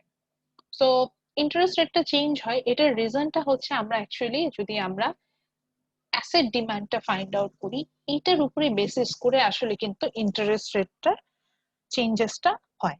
অ্যাসেট বলতে আমি এখানে বন্ড সিকিউরিটিকেও অ্যাসেট বলতে পারি, আপনার একটা গাড়ি আছে সেটাও আপনার অ্যাসেট হতে পারে, আপনার একটা বাড়ি আছে সেটাও অ্যাসেট হতে পারে। সো বেসিক্যালি অ্যাসেট বলতে বোঝায় হচ্ছে গিয়ে any kind of property which is act as a store of value, অর্থাৎ আপনার যে কোনো প্রপার্টি যদি একটা মানে মূল্যকে মানে একটা মানি টার্মকে স্টোর করে রাখছে, সেটাকে আমরা বলে থাকি অ্যাসেট। লাইক আপনার গাড়িটাকে আমি অ্যাসেট বলছি বিকজ গাড়ির ধরেন প্রাইস আছে 5 লাখ টাকা, সো ওই 5 লাখ টাকার অ্যাসেট মানে ভ্যালুটা কিন্তু আপনি স্টোর করে রেখেছেন, জমা করে রেখেছেন, that's why your car is your asset or your bond. আমি ধরলাম আপনার 1 লাখ টাকার বন্ড আছে, তো ওইখানে কিন্তু এই 1 লাখ টাকাটা আপনি জমা করে রেখেছেন, সো দ্যাটস ওয়াই ওইটা হচ্ছে কি আপনার স্টোর অফ ভ্যালু, সো এটা আপনার একটা অ্যাসেট।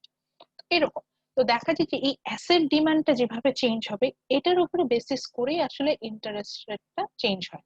তো এটা আসার আগে অ্যাসেট ডিমান্ডটা কি কি বিষয়ের উপর ডিপেন্ড করে সেটা আসার আগে একটু বুঝে নিই যে অ্যাসেট ডিমান্ডের কারণে কেন ইন্টারেস্ট রেটটা চেঞ্জ হয়। এখন দেখেন, যদি আমি প্রথম একটা কথা বলছিলাম যে যদি ইন্টারেস্ট রেটটা লো হয়, আমি নিজেও কিন্তু ইন্টারেস্ট নিতে যাব, মানে লোন নিতে যাব। যেমন আমি দেখলাম যে যদি এমন একটা পলিসি আসে যে বাংলাদেশে কার লোনের জন্য 1% ইন্টারেস্ট দিতে হবে, তার মানে কি 1 লাখ টাকা 1,000 টাকা, তাহলে বাংলাদেশে মোটামুটি 5 to 6 লাখ টাকা হলো একটা সেকেন্ড হ্যান্ড কার কেনা যায়। তো আমি দেখলাম যে আমি একটা সেকেন্ড হ্যান্ড কার পারচেস করতে 6 লাখ টাকা নিলাম, 6 লাখ টাকায় ইন্টারেস্ট দিতে হবে মাত্র 6,000 টাকা 1 বছরে। এটা কম মনে হবে না আমার কাছে? মানে ওভারঅল চিন্তা করেন, জি মাত্র ম্যাম। 1% ইন্টারেস্ট, কারণ 1 লাখ টাকা আমি আমার কাছে নাই এই টাকা, সেখানে আমি 1 লাখ টাকা পেয়ে যাচ্ছি, এই টাকা তো আমি ইনভেস্ট করতেই পারবো, আমাকে বিনিময়ে মাত্র 1,000 টাকা অতিরিক্ত পেমেন্ট করতে হবে, তাহলে আমি কি লোনটা নিতে চাইবো না? তো নর্মালি যেটা হয় যে যদি ইন্টারেস্ট রেটটা লো থাকে, আমরা কিন্তু নতুন ইনভেস্টমেন্টে যাওয়ার জন্য চিন্তা করি, এবং গভর্নমেন্টের একটা ডিসিশন থাকে সবসময় যে মানে আপনার যারা সিটিজেন তাদেরকে হচ্ছে মানে নতুন নতুন ইনভেস্টমেন্ট হওয়া মানে কি, নতুন নতুন ইনভেস্টমেন্ট হলে এমপ্লয়মেন্ট জেনারেট হবে, কারণ আমি যদি এই টাকাটা নিয়ে একটা সাপোজ একটা রেস্টুরেন্ট দিই, সেখানে কিন্তু কিছু মানুষের কর্মসংস্থান হবে, বা আমি যদি ওইটা থেকে একটা হচ্ছে আইটি ফার্ম দিই, কিছু মানুষ কিন্তু জব পাবে, বা আমি ওখানে একটা ব্যাংকেও যদি ইনভেস্ট করি, সেখান থেকে কিন্তু মানুষ জব পাবে। তো এই জন্য যেটা হয় যে ইন্টারেস্ট রেটটা স্পেশালি ফর দ্য বরোয়ার আমরা কিন্তু লো রাখার চেষ্টা করি, আবার লেন্ডারদের জন্য এটা কিন্তু আবার হাই দিতে চাই না, কারণ আমি যদি ব্যাংকে ডিপোজিট করছি, সেখানে যদি আমাকে খুব হাই রেট অফ ইন্টারেস্ট, আমি তো টাকা তাহলে ইনভেস্ট করবো না, আমি কি করব, আমি সব টাকা হচ্ছে গিয়ে ব্যাংকে নিয়ে জমা করে রেখে দেবো। এই জন্য আপনারা দেখবেন যে ফর ডিপোজিট ইন্টারেস্ট রেট যা হয়, ফর লোন সেটাতে কিন্তু হাই হয়। তো ডিপোজিটের জন্য আমরা কিন্তু কম ইন্টারেস্ট পাই, যাতে আমরা ডিপোজিটটাকে আমাদের বেশি এনকারেজ করে না। তো যেটা বলছিলাম যে গভর্নমেন্ট এমন একটা অবস্থায় লোনটাকে রাখতে চায়, ইন্টারেস্ট রেটটাকে রাখতে চায় যাতে আমরা অ্যাজ এ সিটিজেন আমরা ওটাকে আমাদের কাছে সহনীয় পর্যায়ে মনে হয় এবং সেখান থেকে আমরা লোনটা নেই। এবং আসলে এটা ওই যে বললাম যে আমার ইন্টারেস্ট রেটটা ডিপেন্ড করবে হচ্ছে অ্যাসেট ডিমান্ডের উপর, আমি অ্যাসেটের উপরে কি পরিমাণ মানে আমার যে নতুন যে স্টোর অফ ভ্যালু ক্রিয়েশনে যে আমার কি পরিমাণ ডিমান্ড থাকবে, সেটার উপরে আসলে ইন্টারেস্ট রেটটা ডিপেন্ড করে। সো অ্যাসেট ডিমান্ড কয়েকটা ফ্যাক্টরের উপর দিয়ে আমরা ডিটারমাইন করে থাকি। এটা হচ্ছে স্লাইডে চলে যাই, এটারও একটা স্লাইড আছে।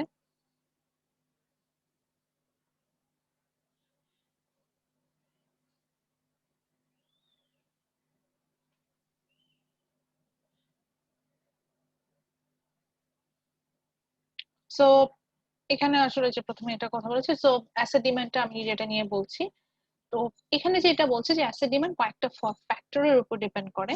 First one is wealth. আপনার যত ওয়েলদি হবেন, হ্যাঁ, আপনি কিন্তু তত মানে রিস্ক নিতে ইন্টারেস্টেড হবেন। যে আমি আমার যত বেশি ওয়েলথ আছে, আমার অনেক জমি পড়ে আছে, তখন কিন্তু আমি চাবো যে ব্যাংকে মর্টগেজ দিয়ে হলেও নতুন ইনভেস্টমেন্টে যাই। তো সেই ক্ষেত্রে কিন্তু আমি যখন নতুন ইনভেস্টমেন্টে যাব, তার মানে আমি লোন নিব, আমি হচ্ছে গিয়ে ইন্টারেস্ট রেটটা, তাহলে আমার ইন্টারেস্ট রেটের ডিমান্ড বাড়বে, তার মানে ইন্টারেস্ট রেটটা কিন্তু হাই হবে। এটাই বলতে চাই, আমার যদি ওয়েলথ কম থাকে তাহলে আমি লোন তেমন একটা নিতে যাব না, আমার ইন্টারেস্ট রেট তখন অটোমেটিক্যালি লো করে দেবে, কারণ মানুষজন ইনভেস্টমেন্টই যেতে চায়। সো ওয়েলদিয়ার হলে দেখা যায় যে মানে সেক্ষেত্রে মানে ইনভেস্টমেন্ট বা লোন নেওয়ার পসিবিলিটি বাড়ে, এবং সেক্ষেত্রে কিন্তু ইন্টারেস্ট রেটটাও হাই হয়। এক্সপেক্টেড রিটার্ন, যদি আপনি দেখেন যে রিটার্নটা বেশি হবে, যে আমি বলছিলাম যে অ্যাজ এ, আমি এখন যদি লেন্ডার বেসিসে চিন্তা করি যে আমি টাকা ধার দিচ্ছি, মানে আমি ডিপোজিট করছি, সেক্ষেত্রে যদি আমি দেখি যে আমি যে রিটার্ন, অর্থাৎ যে টোটাল যে এক্সট্রা অ্যামাউন্টটা পাবো ইন্টারেস্ট থেকে, সেটা যদি অনেক বেশি হয়, সেক্ষেত্রে আমি কি করবো? অবশ্যই আমি ইনভেস্ট করতে যাবো। যেমন একটা সময় বাংলাদেশে মানুষদের খুব ইন্টারেস্ট ছিল সেভিংস সার্টিফিকেটে ইনভেস্টমেন্ট করা, মানে সঞ্চয়পত্রতে, কারণ কি ওটা রিটার্ন অনেক বেশি পাওয়া যায়। নর্মাল কমার্শিয়াল ব্যাংকে এফডিআর করলে যে রিটার্ন পাওয়া যায়, সঞ্চয়পত্রতে ইনভেস্টমেন্ট করে তার থেকে অনেক বেশি রিটার্ন পায়, এই জন্য আমরা ওখানে ইনভেস্টমেন্ট করতে চাই। কিন্তু যদি আমরা দেখি যে এক্সপেক্টেড রিটার্ন কম, তখন কিন্তু আমাদের অ্যাসেট ডিমান্ড কমে যাবে, অর্থাৎ বন্ড বা সিকিউরিটিজ এগুলোর প্রতি ডিমান্ড কমে যাবে, তখন কিন্তু এটার ইম্প্যাক্ট পড়বে ইন্টারেস্ট রেটের উপর। তারপরে আছে রিস্ক। রিস্কটা হচ্ছে গিয়ে যত লং টার্ম লোন হবে, এটা একটা জিনিস দেখবেন, যত লং টার্ম লোন হবে বা ম্যাচুরিটি ডেট যত দেরিতে হবে। এরপরে কি আপনাদের কোনো ক্লাস আছে? আপনাদের কি এরপরে কোনো ক্লাস আছে? আমাদের ক্লাস টাইম অলরেডি। ম্যাম সন্ধ্যায় আছে। আমার তো নাই। আচ্ছা, জাস্ট আমি আই নিড অনলি 5 মিনিটস, ঠিক আছে? যদি কোনো ক্লাসে ডিলে হয়ে যায়, এই জন্যই বললাম। নেক্সট ক্লাস স্লটটা কখন থেকে? ম্যাম 6:30 থেকে। 6:30 থেকে 6:30 থেকে 8:30 না ওটা? 9টা না, পর্যন্ত ওটা তো ম্যাম। 6টা থেকে 1:30। ম্যাম আমাদের আধা ঘন্টা লেটে হয়, শুরু হয়। ও আচ্ছা আচ্ছা, ঠিক আছে। তো আমি জাস্ট আর 5 মিনিটস নিব, দিয়ে শেষ করে দিচ্ছি। সো রিস্কটা যেটা হচ্ছে, যে ওই যে বললাম যে লোনটা আপনি মানে ডিগ্রি অফ আনসার্টিনিটি, যেটাকে আমরা বলছি, যে যেটার সাথে আপনি রিটার্ন দিবেন কিনা। সো এটা যেটা হয় যে যত লং টার্মে লোন হবে, সেটার কিন্তু রিস্ক তত হাই, এবং সেই ক্ষেত্রে কিন্তু ইন্টারেস্ট রেটটাও তত হাই হয়। কারণ আপনি লং টার্ম লোন মানে আপনার কিন্তু না রিপে না করার পসিবিলিটিস বেশি থাকে। তো সেই ক্ষেত্রে আপনার কিন্তু অ্যাজ এ লেন্ডার, মানে ব্যাংক, তাদের কিন্তু রিস্কটা হাই থাকে, আনসার্টিনিটিটা বেশি থাকে, এবং তারা কিন্তু ইন্টারেস্ট রেটটাও হাই চার্জ করে। এই জন্য যেটা হয় যে এসএমই লোন গুলা, যেগুলো স্মল এন্ড মিডিয়াম এন্টারপ্রাইজ, বা আমরা অ্যাজ এ ইন্ডিভিজুয়াল আমরা যে যে লোন গুলো নিই, সেক্ষেত্রে আমাদের কিন্তু ইন্টারেস্ট রেটটা ওইভাবে অত গায়ে লাগে না। কারণ হচ্ছে গিয়ে আমরা ছোট সময়ের জন্য নিচ্ছি, এবং মানে শর্ট টার্মের জন্য নিচ্ছি, এখানে রিস্কটা কম। বা আমার প্রোফাইল দেখবে, আমার প্রোফাইল দেখে যদি ব্যাংক মনে করে যে এরকে লোন দেওয়া আছে, সেক্ষেত্রে কিন্তু আমার ইন্টারেস্ট রেটটা কম হয়। কিন্তু যার প্রোফাইল খারাপ, লোন রিপে না করার রেকর্ড আছে, সেক্ষেত্রে তাদের কিন্তু ইন্টারেস্ট রেটটা সেই ওয়াইজই চেঞ্জেস হয়। আচ্ছা, last one is liquidity. Liquidity হচ্ছে গিয়ে আপনি যে অ্যাসেটটা নিচ্ছেন, এটা খুব দ্রুত ক্যাশে টার্ন করতে পারবেন। হ্যাঁ, এটাকে যে বলতে, the speed with an asset can be turned in cash. So liquidity যত বেশি হবে, সেটার ইন্টারেস্ট রেটটা তত হাই হবে, কারণ ওইটা আপনার মানে ওইটা ব্যাংকের জন্য ওইটা ক্যারি করাটা বেশি ডিফিকাল্ট। আর যেটা লিকুইডিটি যত লো হবে, সেটার জন্য ইন্টারেস্ট রেটটা লো। যেমন দেখবেন ক্রেডিট কার্ডে ইন্টারেস্ট রেটটা হাই থাকে, কারণ হচ্ছে ক্রেডিট কার্ডে ইনস্ট্যান্ট আমি টাকা নিয়ে ফেলতে পারছি। বুঝতে পারছি? তারপরে দেখবেন যে আমরা ডেবিট কার্ডও যারা ক্যারি করি, ডেবিট কার্ডের জন্য একটা ভালো মতো একটা বিআরডি চার্জ দিতে হয়, এই কারণে যে আমাকে লিকুইডিটি ফ্যাসিলিটিস দিচ্ছে। সো ইন্টারেস্ট রেটটাও আমার কাছ থেকে সেভাবেই নিয়ে নিচ্ছে। তো এটার কারণে যে দেখেন, আমি অনেকগুলো রিজন বললাম যেটার কারণে আপনার কিন্তু ইন্টারেস্ট রেটটা ভ্যারি করতে পারবে। পরবর্তীতে এই চ্যাপ্টারে কি কি পড়িয়েছে? এক্সপেক্টেড রেট অফ রিটার্ন পড়িয়েছে। আমরা এক্সপেক্টেড রেট অফ রিটার্নের একটা ম্যাথস করতে পারি। আচ্ছা, এই ম্যাথসটা করে ফেলি। হ্যাঁ, এই ম্যাথসটা দিয়ে শেষ করব, আর এরপরে হচ্ছে আর কিছু পড়াবো না। আমি জাস্ট বলে দিচ্ছি, যদি আপনাদের ইন্টারেস্ট হয় আপনারা একটু স্টাডি করে দেখবেন, যেটা আমি স্লাইড শেয়ার করে দিব। এই ক্ষেত্রে হচ্ছে গিয়ে যে শেয়ার মার্কেটে ডিমান্ডের সাপ্লাই এবং ডিমান্ডটা কতটুকু হবে, সেটা ফাইন্ড আউট করার জন্য কিছু ম্যাথস আছে, এবং হচ্ছে গিয়ে যে demand and supply for bond, সেটা ক্যালকুলেশন করার একটা ম্যাথস আছে। এটা খুব ডিফিকাল্ট, ইকুইলিব্রিয়াম ধরে করতে হয়। তো এগুলো এত ইয়াতে যাব না। এবং যখন আমার ইন্টারেস্ট রেটটা চেঞ্জেস হয় সেক্ষেত্রে মানে ডিমান্ড, এটা হচ্ছে গিয়ে আমার ডিমান্ড কার্ভ ডাউনওয়ার্ড স্লোপিং যেহেতু, তো সেই ক্ষেত্রে আসলে আমার ইন্টারেস্ট রেটটা কিভাবে চেঞ্জেস হচ্ছে সেটা আমার কিন্তু এখানে দেখাচ্ছে। এবং এই তো এখানে সো আমি জাস্ট এক্সপেক্টেড রেট অফ রিটার্নের একটা ম্যাথস দেখিয়ে শেষ করে দিব আজকে। So expected rate of return হচ্ছে গিয়ে যে বলছিলাম যে আমি কি পরিমাণ ব্যাক পাবো, মানে আমি কোনো ইনভেস্টমেন্ট করলাম সেখান থেকে আমি কি পরিমাণ ব্যাক পাবো সেটাকে আমরা এক্সপেক্টেড রেট অফ রিটার্ন বলি। So expected rate of return find out করার জন্য ফর্মুলাটা হচ্ছে আর বলতে আমরা রিটার্ন বলছি, স্মল ই বলতে এক্সপেক্টেড বুঝেছি। So R E is equal to PI into R one plus P two into R two. পিটা এখানে আসলে প্রবাবিলিটি বুঝাচ্ছে, আর আরটা বলতে হচ্ছে return in different different stage, মানে ইয়ার 1, ইয়ার 2, ইয়ার 3 এভাবে। সো ফর এক্সাম্পল এখানে কি বলছে, what is the expected rate of return for ExxonMobil brand if the return is 12% 2/3 of the time and 8% 1/3 of the time। অর্থাৎ আমাকে বলছে যে প্রথমবার যখন প্রথম স্টেজ, এটা যেহেতু ফার্স্ট স্টেজে বলছে এখানে 12% হচ্ছে stage 1 A 12% rate of return হবে, এবং প্রবাবিলিটি হচ্ছে কি 2/3, মানে এক ভাগ, মানে এটা তো বুঝতে পারছেন যে 3 ভাগের মধ্যে 2 ভাগই প্রবাবিলিটি আছে যে আপনি ব্যাক করবেন লোনটা এই 12% ইন্টারেস্ট রেটে। আর সেকেন্ড স্টেজে যে হচ্ছে 1/3, মানে 3 ভাগের মধ্যে 1 ভাগ প্রবাবিলিটি আছে আপনার ব্যাক করা, এবং সেক্ষেত্রে ইন্টারেস্ট রেটটা আপনাকে 8% দিয়ে দিচ্ছে। তো এই যে এখানে বলতেছে তাহলে আপনার what is the expected rate of return, যে টোটালি কত পার্সেন্ট পসিবিলিটি আছে যে আপনি আসলে রিটার্নটা করবেন সেটাই বের করতে চাচ্ছি। তাহলে আমরা প্রবাবিলিটি এন্ড স্টেজ 1 সেখানে আমরা দেখলাম হচ্ছে 2/3, এই জন্য আমরা দেখলাম 2/3, এটাকে ডেসিমালে নিয়ে আসলাম। Then return in stage 1, that means the percentage which is 12%, এটাকেও ডেসিমালে নিলাম, সো 0.12 হয়ে গেল। দেন স্টেজ 2 তে যে আবার প্রবাবিলিটি পেলাম হচ্ছে 1/3, এই যে 1/3, এই জন্য 0.33 পেলাম। এবং রিটার্ন ইন স্টেজ 2 যেটা আমরা 8% পেয়েছিলাম, এটাকে 0.08, এটা ডেসিমালে নিয়ে গেলাম, পেয়ে গেলাম। কিভাবে করেছি এটা তো মনুষ্য বুঝতে পেরেছেন, এটা তো ভাগ করা, আর যেটা পার্সেন্টেজ আছে সেটাকে সবগুলোকে আমি 100 দিয়ে ডিভাইড করে দিয়েছি।